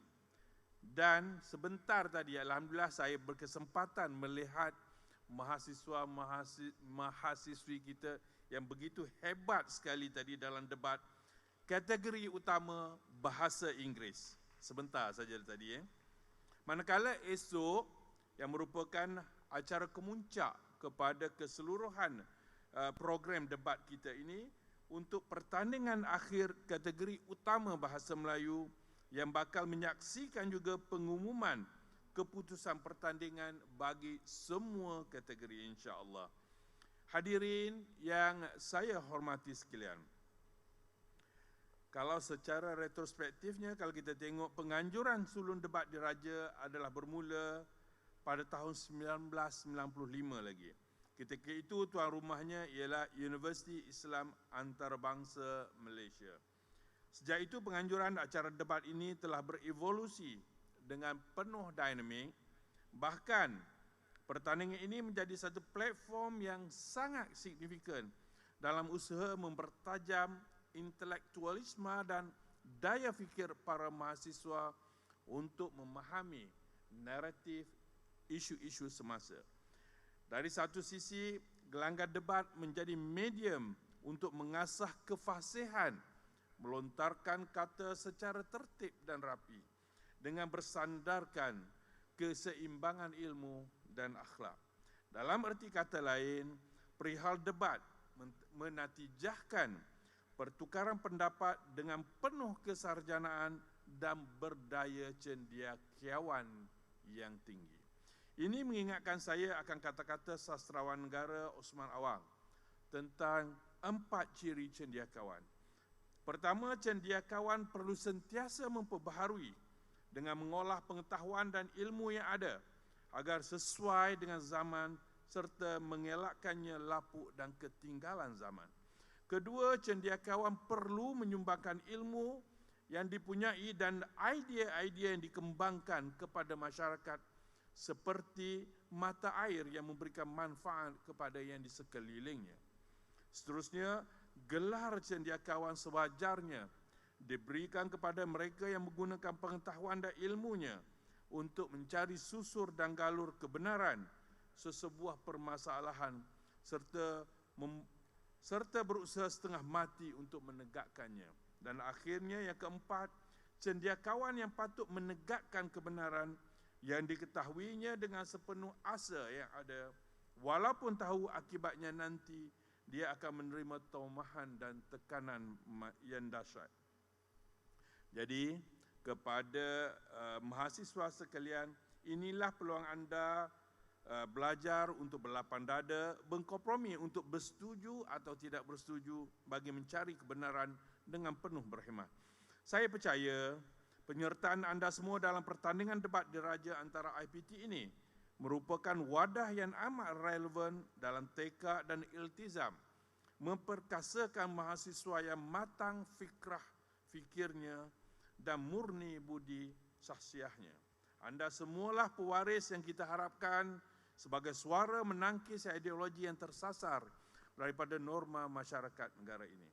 Dalam hubungan ini, saya bagi pihak Kementerian Pengajian Tinggi mengucapkan setinggi-tinggi tahniah dan terima kasih kepada Majlis Debat Universiti Malaysia atau MADUM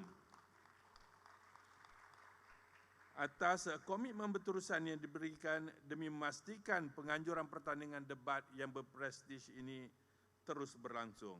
Sudah tentu Dengan usia penganjuran yang menghampiri 3 dekad, cabaran utama iaitu untuk mengekalkan kelangsungan dan kegemilangan pertandingan ini secara konsisten harus didepani. Maka adalah penting supaya pada setiap tahun penganjuran, kreativiti dan inovasi yang melangkaui kelaziman disuntik ke dalam setiap pengisian yang diadakan. Pastinya, perkara ini dapat memberikan nilai tambah yang lebih bermakna dan khalayak pula akan menjadi sentiasa tertunggu-tunggu ingin menyaksikan kelainan yang dibawa. Saya yakin Madum boleh lakukan. InsyaAllah pihak kementerian akan sentiasa memberi sokongan. Saya juga ingin mengucapkan banyak terima kasih kepada Kerajaan Negeri Terengganu Darul Iman yang turut memberikan kerjasama dalam penganjuran pertandingan debat diraja pada tahun ini. Tidak dilupakan kepada UniSZA yang merupakan tuan rumah kita pada kali ini. Sesungguhnya, pengelolaan pertandingan ini tidak mungkin dapat berjalan lancar tanpa sokongan dan sinergi semua. Apatah lagi apabila segala tanggungjawab dan peranan ini digembling secara cekat dan berkesan.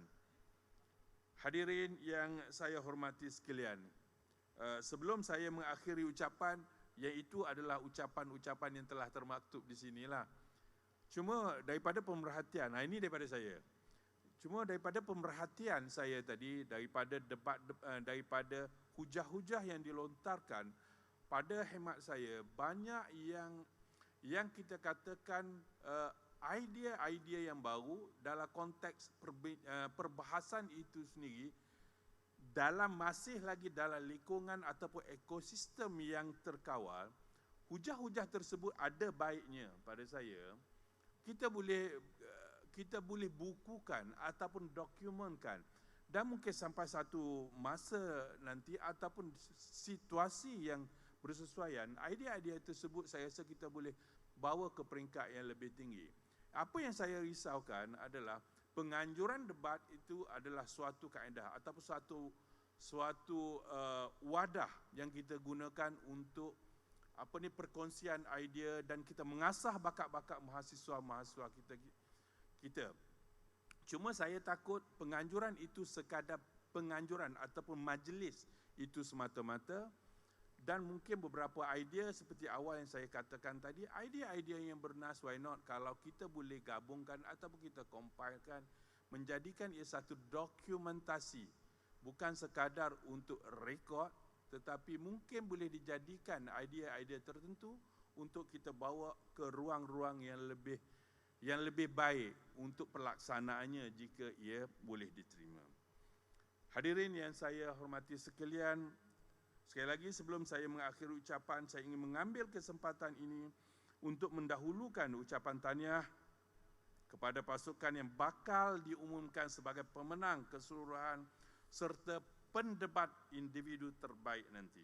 Syabas juga diucapkan kepada pasukan-pasukan lain atas keberanian dan karisma menghujahkan buah fikiran masing-masing. Sentiasa ingatlah, wahai anak legasi pemimpin masa hadapan sekalian, bahawa perjalanan yang anda lalui pada masa ini merupakan guru kehidupan yang paling handal. Pengalaman ini jugalah yang nanti ia akan membentuk anda semua menjadi pemimpin yang lebih matang.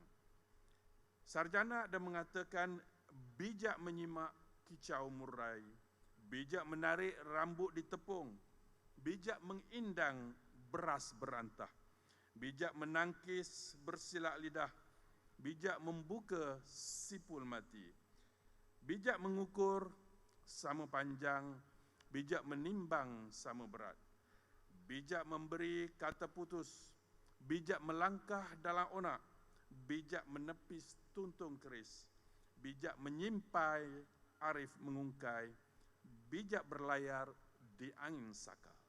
Semoga pertandingan ini mencapai objektif yang kita hasratkan, khususnya dalam membangunkan bakat-bakat muda sebagai pemimpin berkarisma untuk pertiwi Malaysia yang tercinta. Sekian, wabillahi taufiq wal hidayah. Assalamualaikum warahmatullahi taala wabarakatuh. Terima kasih. Majlis mengucapkan ribuan terima kasih kepada Yang Berbahagia Datuk di atas ucapan yang disampaikan sebentar tadi. Majlis seterusnya sekali lagi menjemput yang berbahagia Datuk Dr. Muhammad Zabri bin Yusof, Timbalan Ketua Setiausaha Pengurusan dan Pembangunan Kementerian Pengajian Tinggi. Diringi yang berbahagia Profesor Dr. Fazli bin Adam, Naib Chancellor, dan juga yang berbahagia Datuk Profesor Madya Teknologis Dr. Muhammad Hafiz bin Yusof, Timbalan Naib Chancellor Hal Ehwal Pelajar dan Alumni UniSZA. Yang berusaha Profesor Dr. Syamsul bin Syahibuddin, Pengurusi Madum, dan Encik Hirman bin Awang, Pengarah Bahagian Mahasiswa Holistik JPT, ke pentas utama bagi penyampaian hadiah kepada pemenang, Ketua Hakim dan yang di-Pertua Dewan. Dengan segala hormatnya, majlis mempersilakan.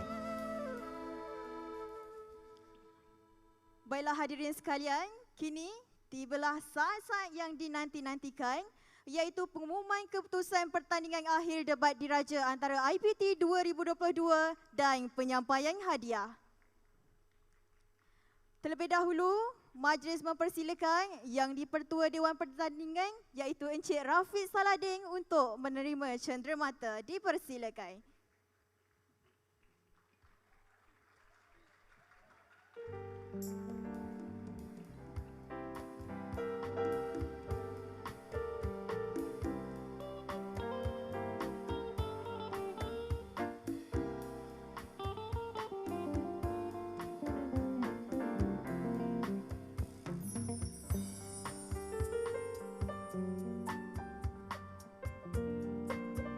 Seterusnya, majlis menjemput Encik Hilmi Yazik selaku Ketua Hakim untuk naik ke pentas bagi menerima cenderamata. Dipersilakan.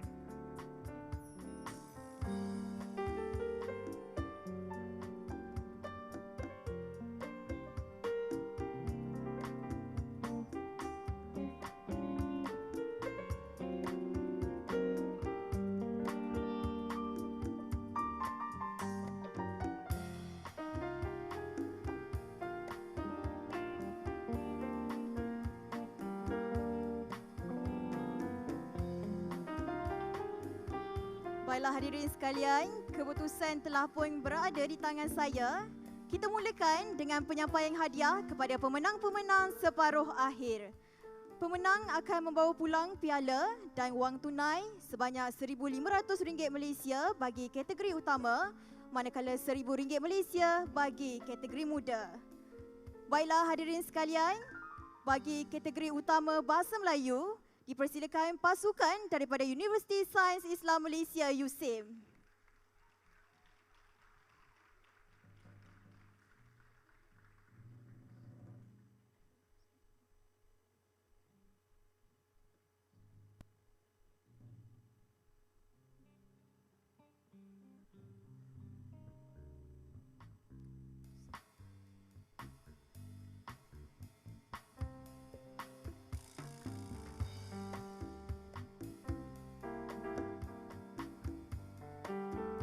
Dipersilakan wakil daripada Universiti Sains Islam Malaysia.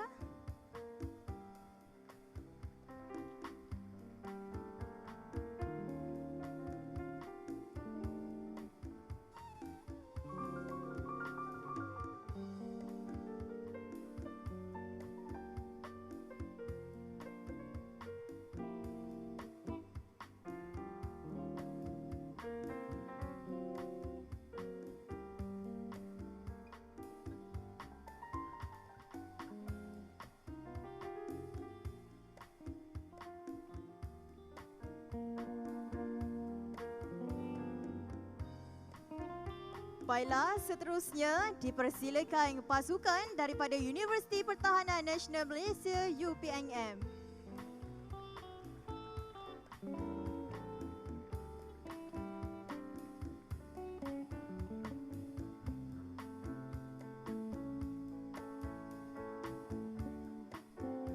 Dipersilakan wakil daripada UPNM.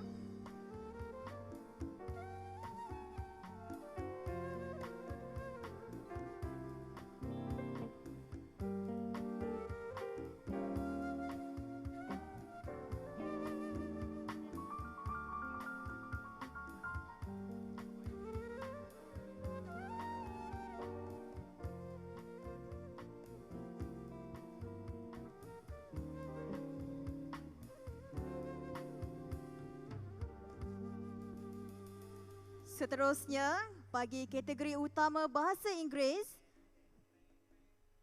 dipersilakan pasukan daripada Universiti Teknologi Malaysia, UiTM.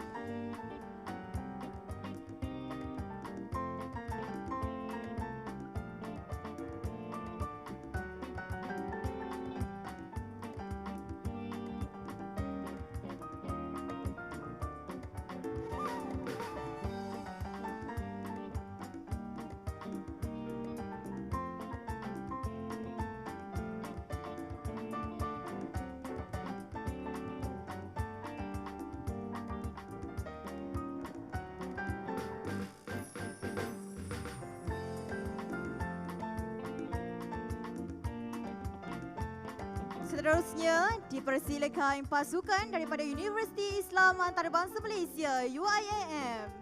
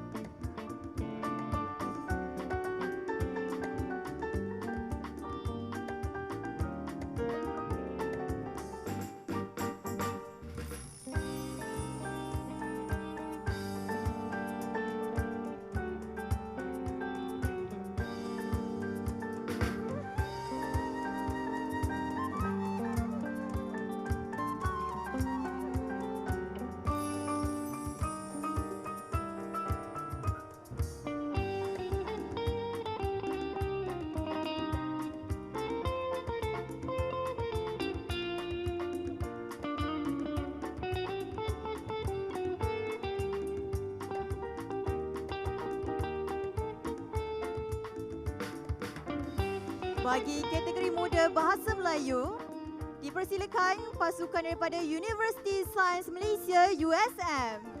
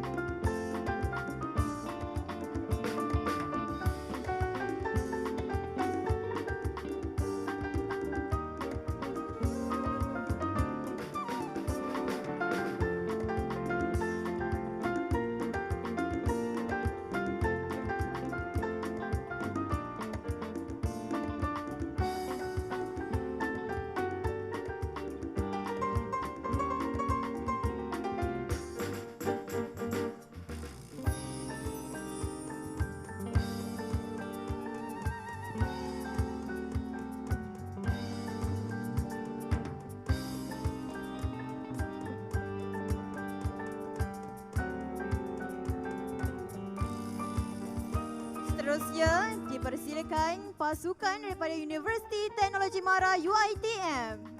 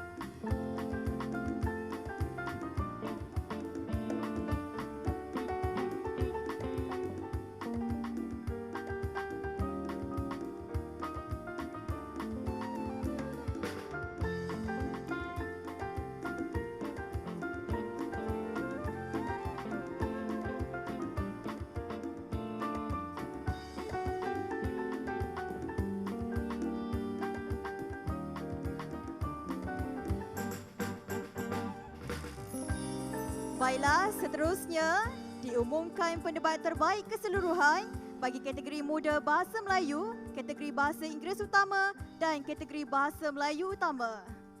Pemenang akan membawa pulang piala dan wang tunai sebanyak RM500 Malaysia bagi kategori muda dan RM1,000 Malaysia bagi kategori utama. Hadirin sekalian, pendebat terbaik keseluruhan kategori muda Bahasa Melayu dimenangi oleh Muhammad Najwan bin Muhammad Mayan daripada Universiti Malaya.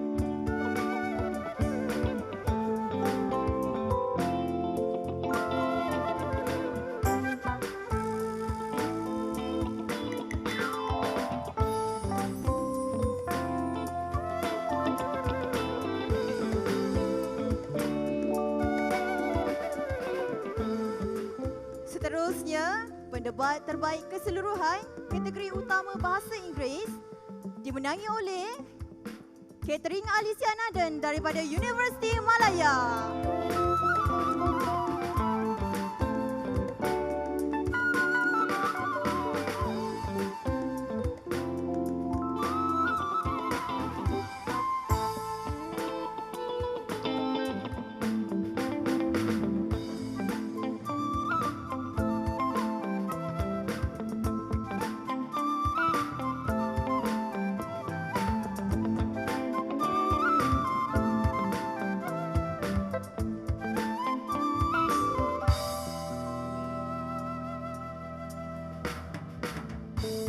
Seterusnya, pendebat terbaik keseluruhan kategori utama Bahasa Melayu dimenangi oleh Muhammad Ilham Hafiz bin Azmi daripada Universiti Islam Antarabangsa Malaysia.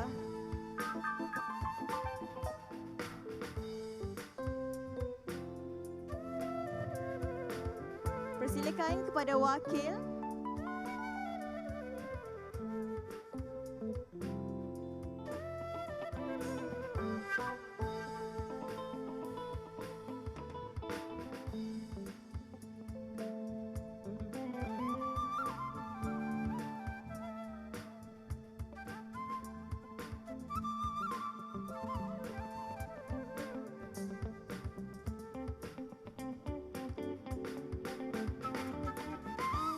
Baiklah, seterusnya diumumkan pendebat terbaik pertandingan akhir kategori muda Bahasa Melayu dan pertandingan akhir kategori Bahasa Inggeris Utama.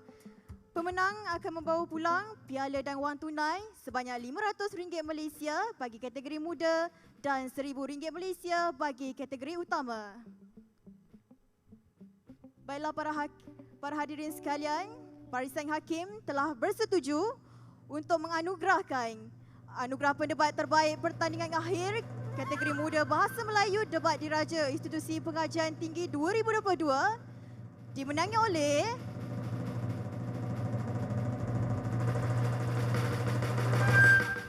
Muhammad Najwan bin Muhammad Mayan daripada Universiti Malaya.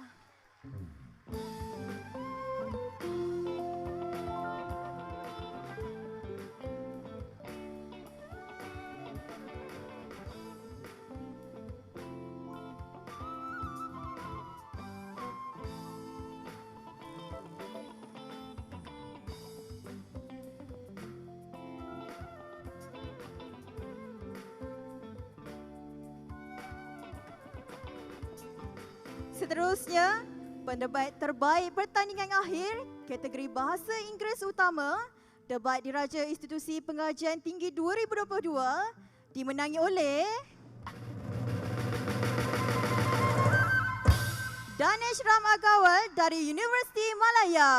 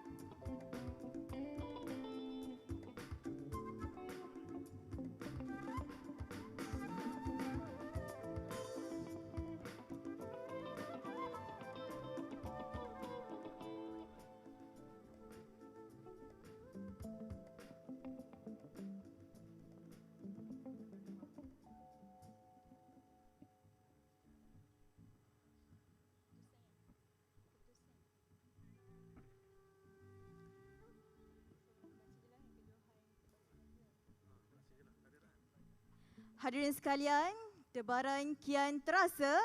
Tibalah saatnya kita umumkan siapakah yang bakal dinobatkan sebagai Johan Pertandingan Debat Diraja Antara IPT 2022 bagi kategori Muda Bahasa Melayu. Pemenang akan membawa pulang piala pusingan, piala iringan dan piala individu beserta wang tunai sebanyak RM4,000 Malaysia. Manakala naib Johan akan menerima piala individu beserta wang tunai sebanyak RM2,000 Malaysia. Untuk makluman semua, reka bentuk piala pusingan ini diilhamkan oleh pereka dalaman daripada Fakulti Reka Bentuk Inovatif dan Teknologi Universiti Sultan Zainal Abidin.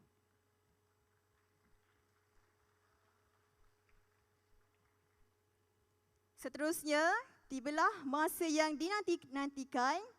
Berdasarkan penilaian barisan hakim telah bersetuju bagi Johan Pertandingan Debat Diraja Institusi Pengajian Tinggi 2022 kategori muda dinobatkan kepada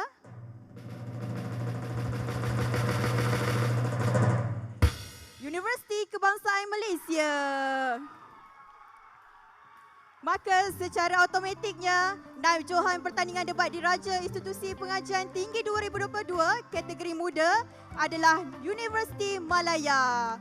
Dengan ini, Majlis mempersilakan naib Johan Pertandingan Debat Diraja Institusi Pengajian Tinggi 2022 Universiti Malaya untuk menerima hadiah. Dipersilakan.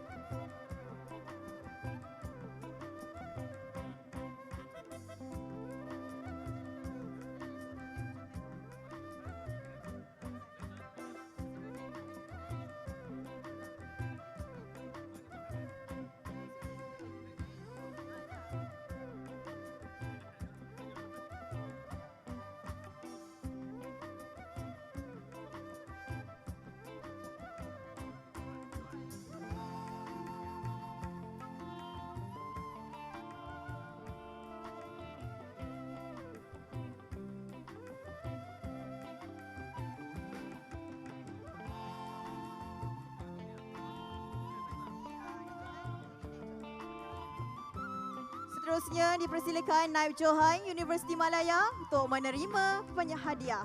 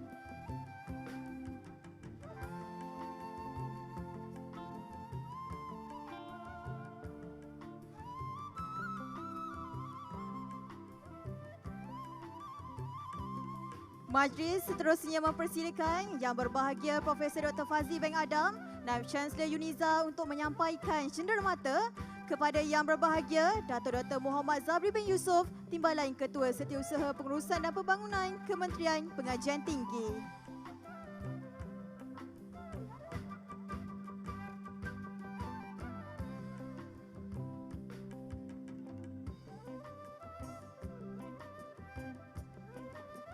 Seterusnya, dijemput Yang Berbahagia Dato' Dr. Muhammad Zabri bin Yusof dan juga Profesor Dr. Fazli bin Adam untuk sesi fotografi bersama para pemenang, Ketua Hakim dan Yang di-Pertua Dewan.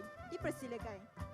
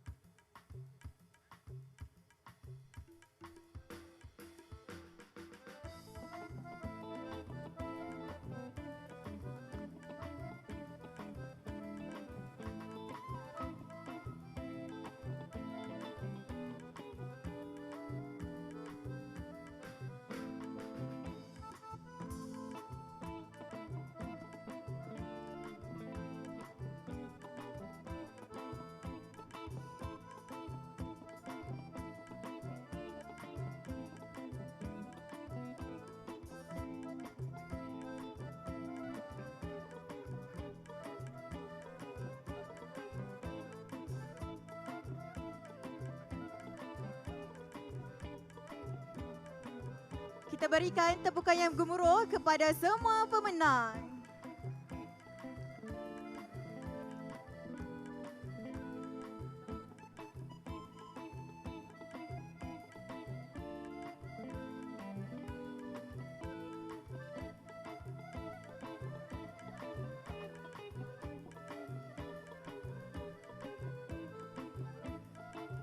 Tahniah kita ucapkan kepada semua para pemenang. Majlis mengucapkan ribuan terima kasih kepada yang berbahagia Datuk Dr. Muhammad Zabri bin Yusof, Timbalan Ketua Setiausaha Pengurusan dan Pembangunan di atas penyampaian hadiah sebentar tadi. Dengan ini, berakhirlah sudah Majlis Debat Diraja antara IPT 2022 kategori Muda Bahasa Melayu dan kategori Bahasa Inggeris Utama. Bagi pihak majlis, kami merakamkan ucapan terima kasih kepada semua pihak yang terlibat secara langsung atau tidak langsung dalam menjayakan majlis pada hari ini. InsyaAllah kita akan berjumpa pada esok hari bagi acara kemuncak pertandingan akhir debat diraja antara IPT 2022 kategori Bahasa Melayu Utama. Dengan ini dijemput kepada yang berbahagia Datuk Dr. Muhammad Zabri bin Yusof serta Div-Div Kehormat untuk menjamu selera di bahagian luar Dewan. Dipersilakan.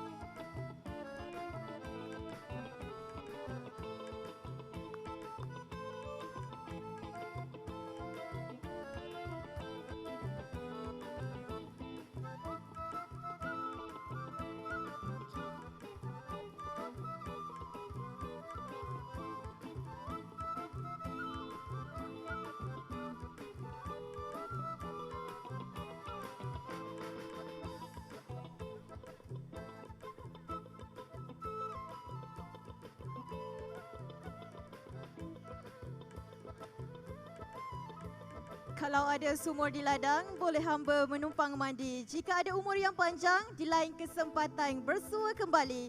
Sekian sahaja daripada saya. Wabillahi taufiq wal hidayah. Wassalamualaikum warahmatullahi wabarakatuh.